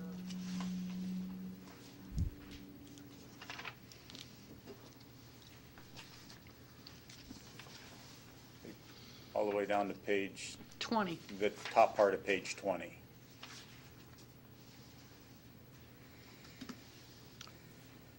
You had suggested yesterday, Bruce, some other things that needed definition. Yes, and I threw in what ballot style meant. As soon as Robert is caught up with us here. Now we're down to definitions. Okay? And I quickly added those in when we were talking on the phone yesterday, Sue, No. or the day before. Did you, however, are the suggestions I gave for definitions, are they incorporated in here? I think I tried to Can you put- go up to the beginning of them? Auto mark? Device. Mark paper ballots, not cast. They're not Okay. casting a vote Mark, on an exactly. auto Yeah, I mark. wanted to add the word marking before device, but I like it that way better. To mark. So I'm, Okay. E-poll book, also, you do not have in the changes I suggested. No, On the e-poll book. Precinct Do you have registration those? list, I've got them all here, and they were in the document we got earlier today. It says also known as an electronic poll book, a tablet or laptop computer containing registration information which allows election officials to review and/or process information during an election but does not actually count votes. In South Dakota, the voter still votes on paper ballot. And I think Bruce had that sentence in about the paper ballot because based on discussions you've had with folks, you wanted to make it absolutely clear that we're not voting Right. on the poll book. Right. And so I think that's a valuable thing. So- Do you have my, I do. okay. And you found mine too. Okay. Yes.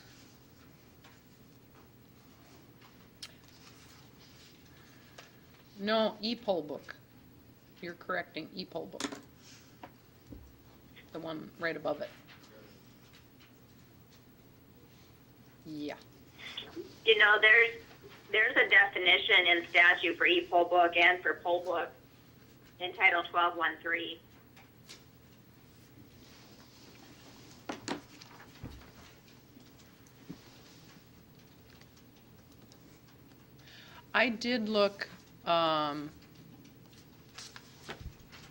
I did look at those definitions too, Kia, as I was doing this. I was aiming them more toward a non-professional person, your average voter. Yeah, that makes sense.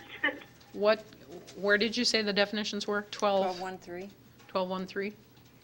Yeah, 12.1.3, there's e-poll book is defined and so is poll book.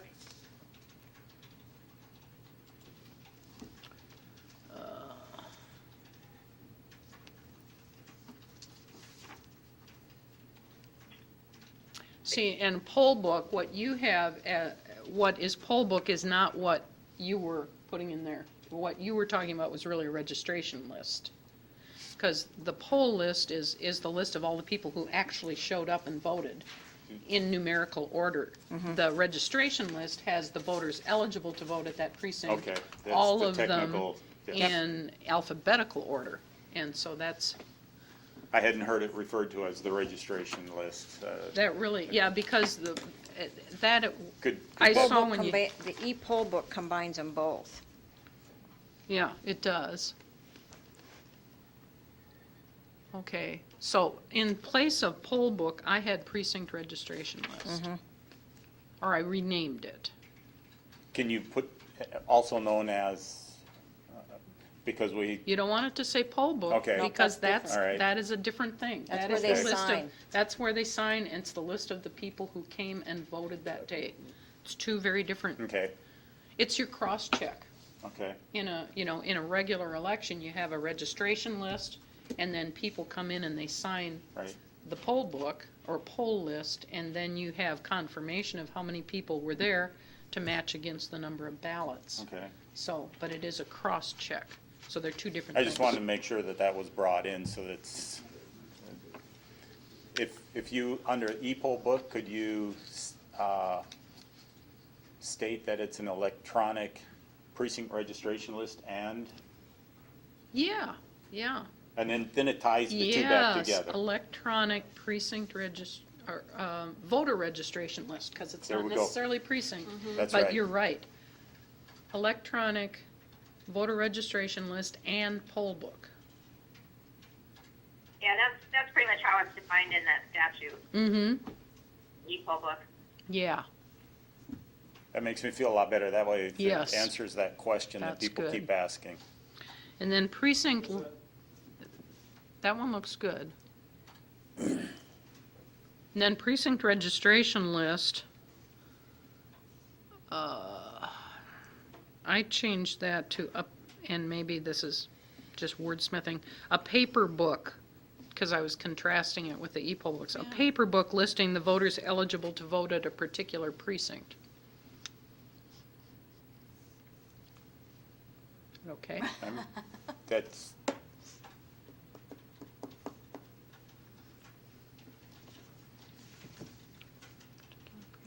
I wanted to make sure the paper was in there, so it was, yeah, at a particular precinct.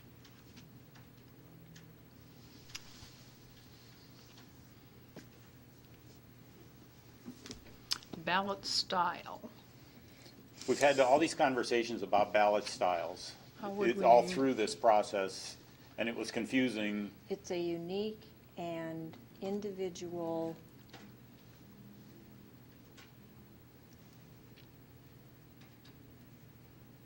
ballot designation based on the voters. Now, is it based on a precinct, or is it based on an area? Doesn't- no. Or based on their voter registration, they get a certain style? It is based on, it's a combination of all the races that a voter may vote on. Okay. And so, like in Minnehaha County, for a general election, there are 8 ballot styles because there are 8 legislative districts. In Pennington County, in a primary, there may be 50. 50 because you have 50 different unique combinations of races. Yes. But yeah, Unique combination of races. Yep, that's it. That's the word, yep. A unique combination of races. Specific Specific to each to each. voter. I have the EAC definition. Oh, good, what is great. it? A concrete presentation of a particular ballot configuration.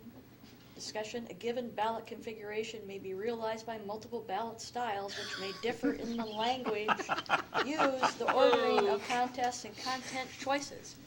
I can bring it down I think to you. we're heading in the right direction with ours. Unique combination of The concrete races. presentation of a particular configuration. How Didn't tell an about, attorney how about about that. if we stop after a unique combination of races and then give example? For a Minnehaha County general election, there are 8 ballot styles, 1 for each legislative district. Because it's going to make total difference on, Yeah, for, and we could give them, We'll give Uh, many examples. for a Minnehaha County general election, there are 8 ballot styles, 1 for each legislative district. To me, it's so much, this is one where it's easier to give an example than to define it. Definitely. One for each legislative district. and we can add in there, or as stated by the EAC. Is that okay? That's just what I think of off the top of my head. Yeah, ballot style is so difficult to explain until you've had to actually determine what they are. Or we could say, or for a City of Sioux Falls and Sioux Falls School District election. There's one. Well, no, there's 9 Are you by district?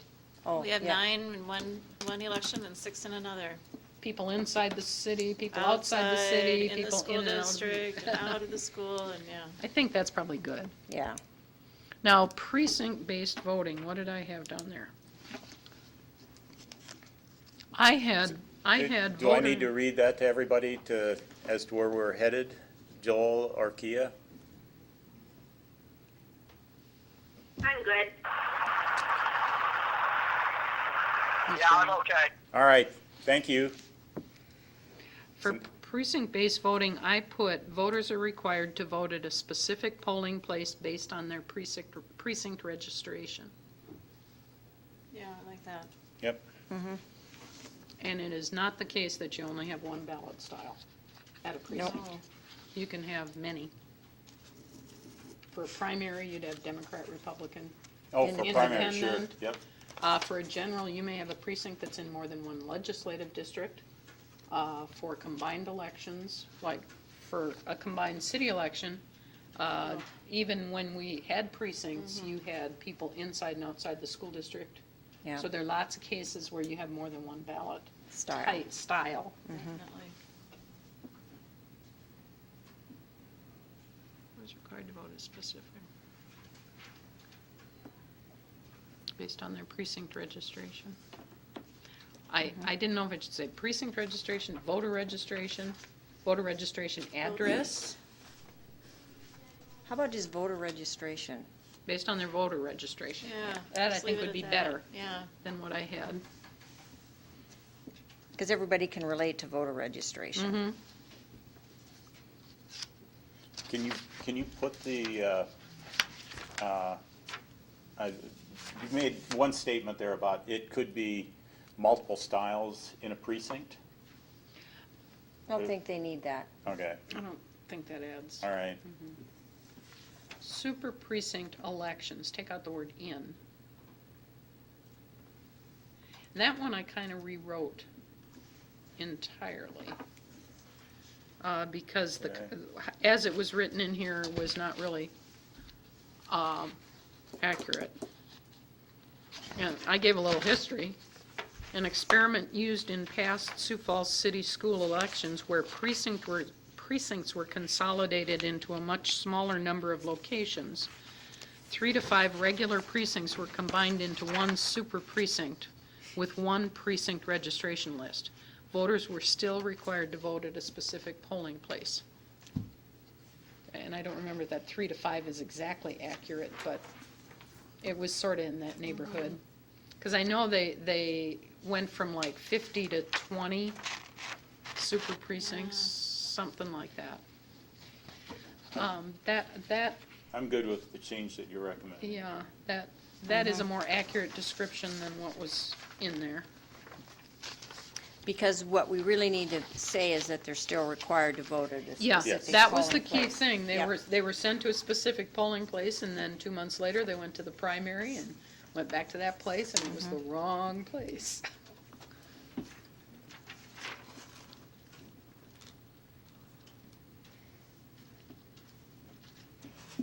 If you're gonna use the word based voting, like precinct-based voting, then wouldn't you wanna use super precinct-based elections and vote center-based elections? Where are we using the word based? It's In on in the third. Oh, All precinct-based precinct-based election. voting. So if it's, Precinct-based. we either need to add it to super precincts, or I think take it out. Take it out.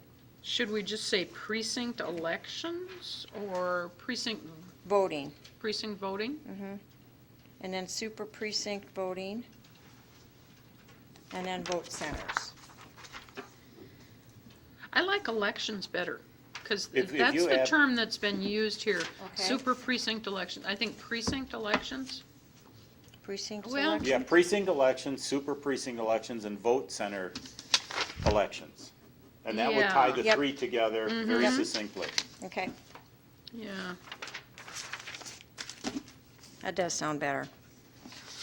Vote centers, plural, right? Because you have more than one. Yeah. I would say vote center elections when he gets to that point.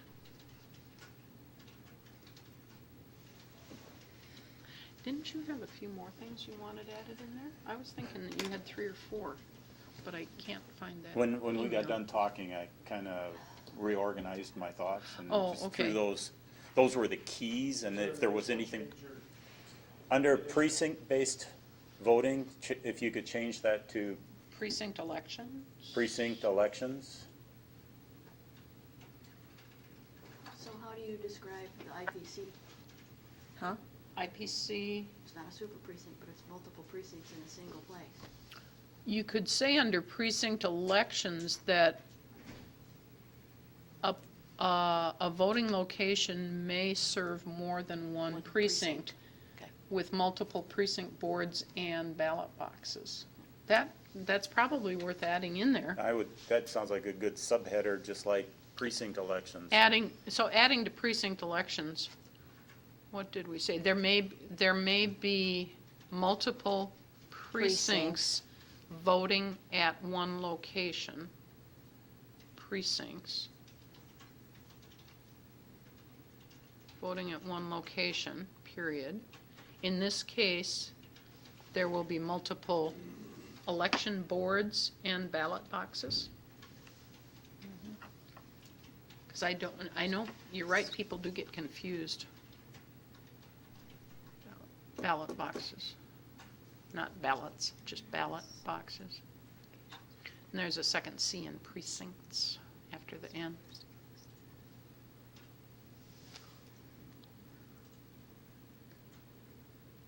Yeah, because there's several places. Memorial, you still have multiples, right? Precinct elections, super precinct elections, and then The last one Vote was center elections. Because You I'm had- trying to get more of our definitions onto one page. If I got it too small, let me know. Can you still see it, Julie? You It's were a having little issues. better to have it bigger. And I then think. under vote center elections. Elections, vote center elections. And then you had different, I had voters may vote at any vote center on election day without regard to precinct voter registration, I should say. Voter registration. The vote center must have a supply of every ballot style and enough ballots on hand for distributions to all voters in the jurisdiction. Make that change. Yeah, on what I had, instead of without regard to precinct registration, make it without regard to voter registration.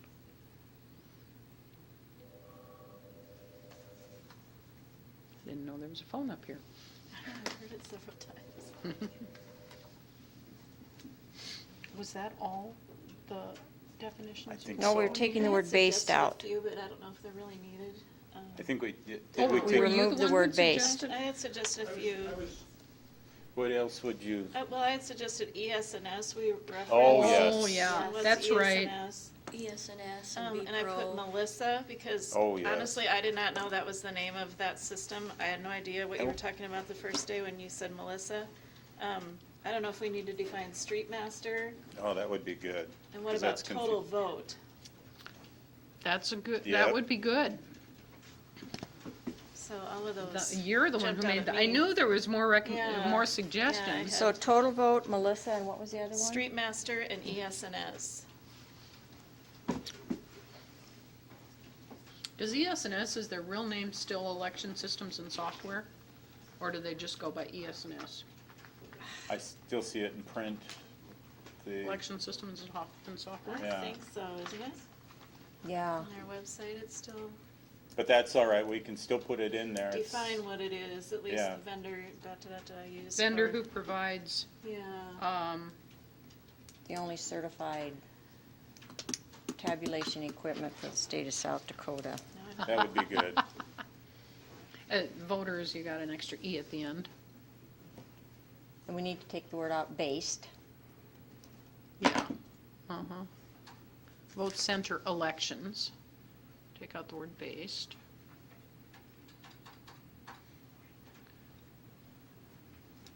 Vote, and change it to voter registration at the end of that first sentence instead of precinct registration. Yes. And one more definition, since we put it in our recommendations, HAVA, Oh, yeah. define what HAVA is. I'm just reading through the recommendations to see if there's anything else that jumps out at me. yeah, I heard ES&S, HAVA, Melissa? Melissa, street master, and total vote. So they use Melissa now instead of, there was another program that had been mentioned for verifying. NCOA is the National Change of Address File. That's really a different one. Melissa is an address standardization service. Mhm. Is that what you would call it? Yes. I think for NCOA though, we still use that for list maintenance. Okay, then we should have it. Well, we didn't really use, It was, NCOA doesn't show up in our report, Melissa does. Yeah. Yeah, I think I'm just referring when we do the list maintenance process, I think when our office runs that first notification, Mm-hmm, I think we run it through NCOA. yeah. I wouldn't be really in reference to this report, I don't think. Melissa, when I sent my other changes in, I had identified it from their website as an address management data quality software. That sounds good. Comes right off their website. An address management data quality software.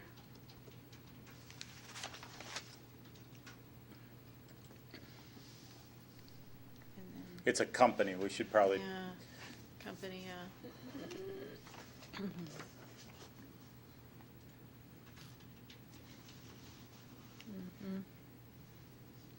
ES&S is Election Systems and Software. Election Systems and Software.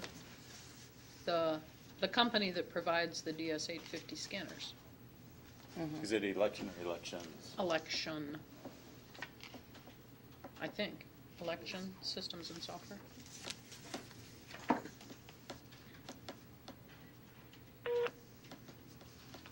Yeah. You go into a dead zone? Somebody else is trying to send. No, I'd keep in the ES&S. Yeah, oh, I see what you're doing. I'm just trying to, Oh, sure, there you go. Add in, after election systems and software, the vendor which provides the DS-850 ballot scanner? Ballot tabulator? Scanner? Tabulator. What do you call it? They're called tabulators, but we've used scanner a and lot. tabulator. That's one change I went through and changed all the words scanner to tabulator, but it doesn't matter. We I talk guess. about, Use them both ways. And they're actually capitalized DS. yeah.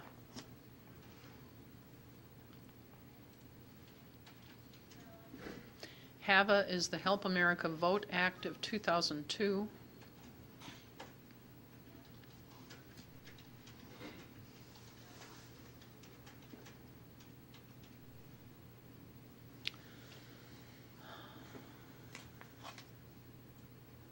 Yeah, if people want to know more about that, they can look it up, I guess. Yeah. Yeah, Because at there's least so they'll much know. to it. Yeah, how do you start, yeah.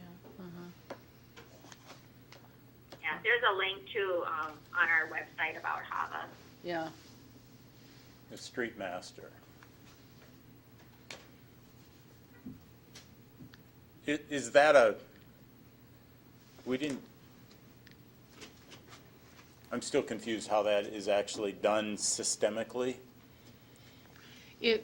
Could you say a table which assigns voters to precincts based on their street address? Would that be? Or is it the street address that determines, or, It's the street address that determines their precinct. Is there a better way to put that? do you have a definition for street master, Kia? I don't, I can go check real quick if Brandon Johnson is here and I can see if he has one. All right, I'll be right back. I mean, that kind of describes the key function is Yeah. you give it an address and it tells you where the person votes. Yep, That's, so that's all they need to know. Yeah, just to, Mhm. so I see it. total vote is the statewide election management now, system. is street master a South Dakota name for, this is It's- their internal, it's not a nationwide program, No. this is just a name that was It's a from the Secretary of State's office? when It's a they- This is what we've component always of total called it. vote. That's the other part of it, a component of total vote. That's all I Though need. you probably Election used registration, election registration and management system. I think on one of the other reports, I think the comments from the meeting where Brandon Campy was there, I think he defined street master as a statewide standard for entering streets. But I think it's, Brandon's not here. yeah, it's important to have in there also that it's assigning voters to a precinct. I think that's what the voters want to know. That's, yeah, that's, Yep. because that's what the problems that we've discussed revolve around, is assigning voters to a wrong precinct. Yep. Registration I agree. and management system.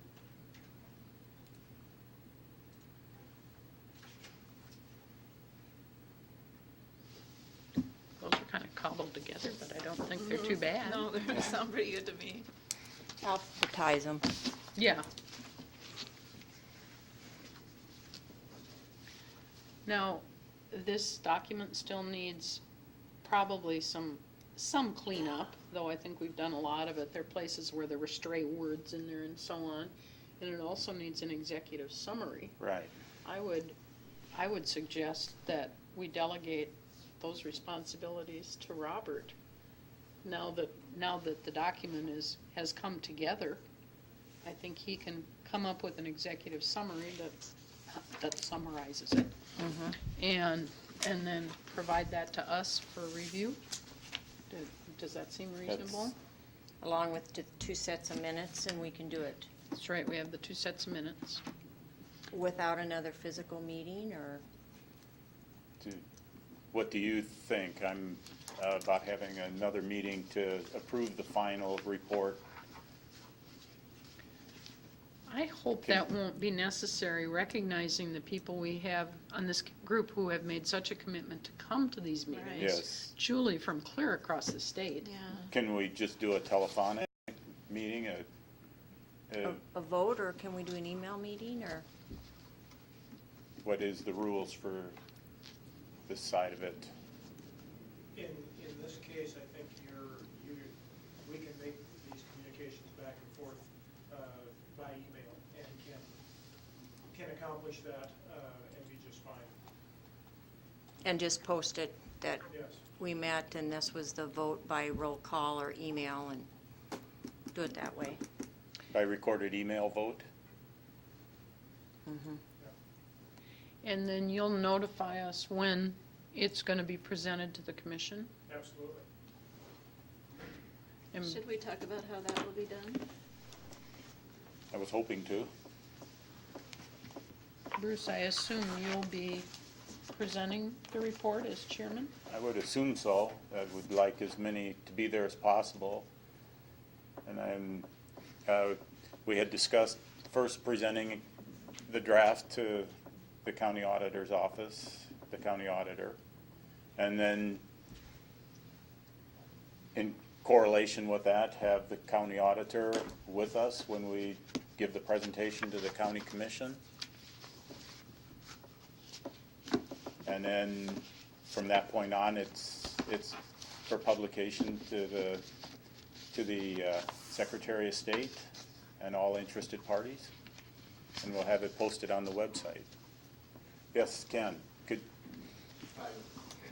If I'm not mistaken, Come up to the, if I'm not mistaken, when the report is presented to the commission, since it's the report of a committee, the commission can't take any official action on adopting any of those recommendations until at least, I believe, 1 week after the committee presents its report. I think that's how the process works. When, you know, a report of a committee that's been appointed by the commission is made to them, there's got to be that lag time between the presentation and an adoption of any of the recommendations contained within the report. okay, I'm so, pretty sure about that, so I'll have, but can I'll they clarify accept it? They may be able to accept the report, but Yeah. they can't do anything, I don't think, with the recommendations until after it's been first presented. People have a chance to look at it, then before they can come back and accept recommendations. Well, there's really not a short-term recommendation So- that they need to do anyway. I'm just simply saying, you Yeah. know, it's just a Yeah. procedural thing that we Yeah. have to do. But I think if we could word it on the agenda that it's a Sure. review and accept, So, because most of the recommendations, any movement on those are going to come from Bob, except for funding, which would be budget discussions. So I think that time frame would not harbor us at all.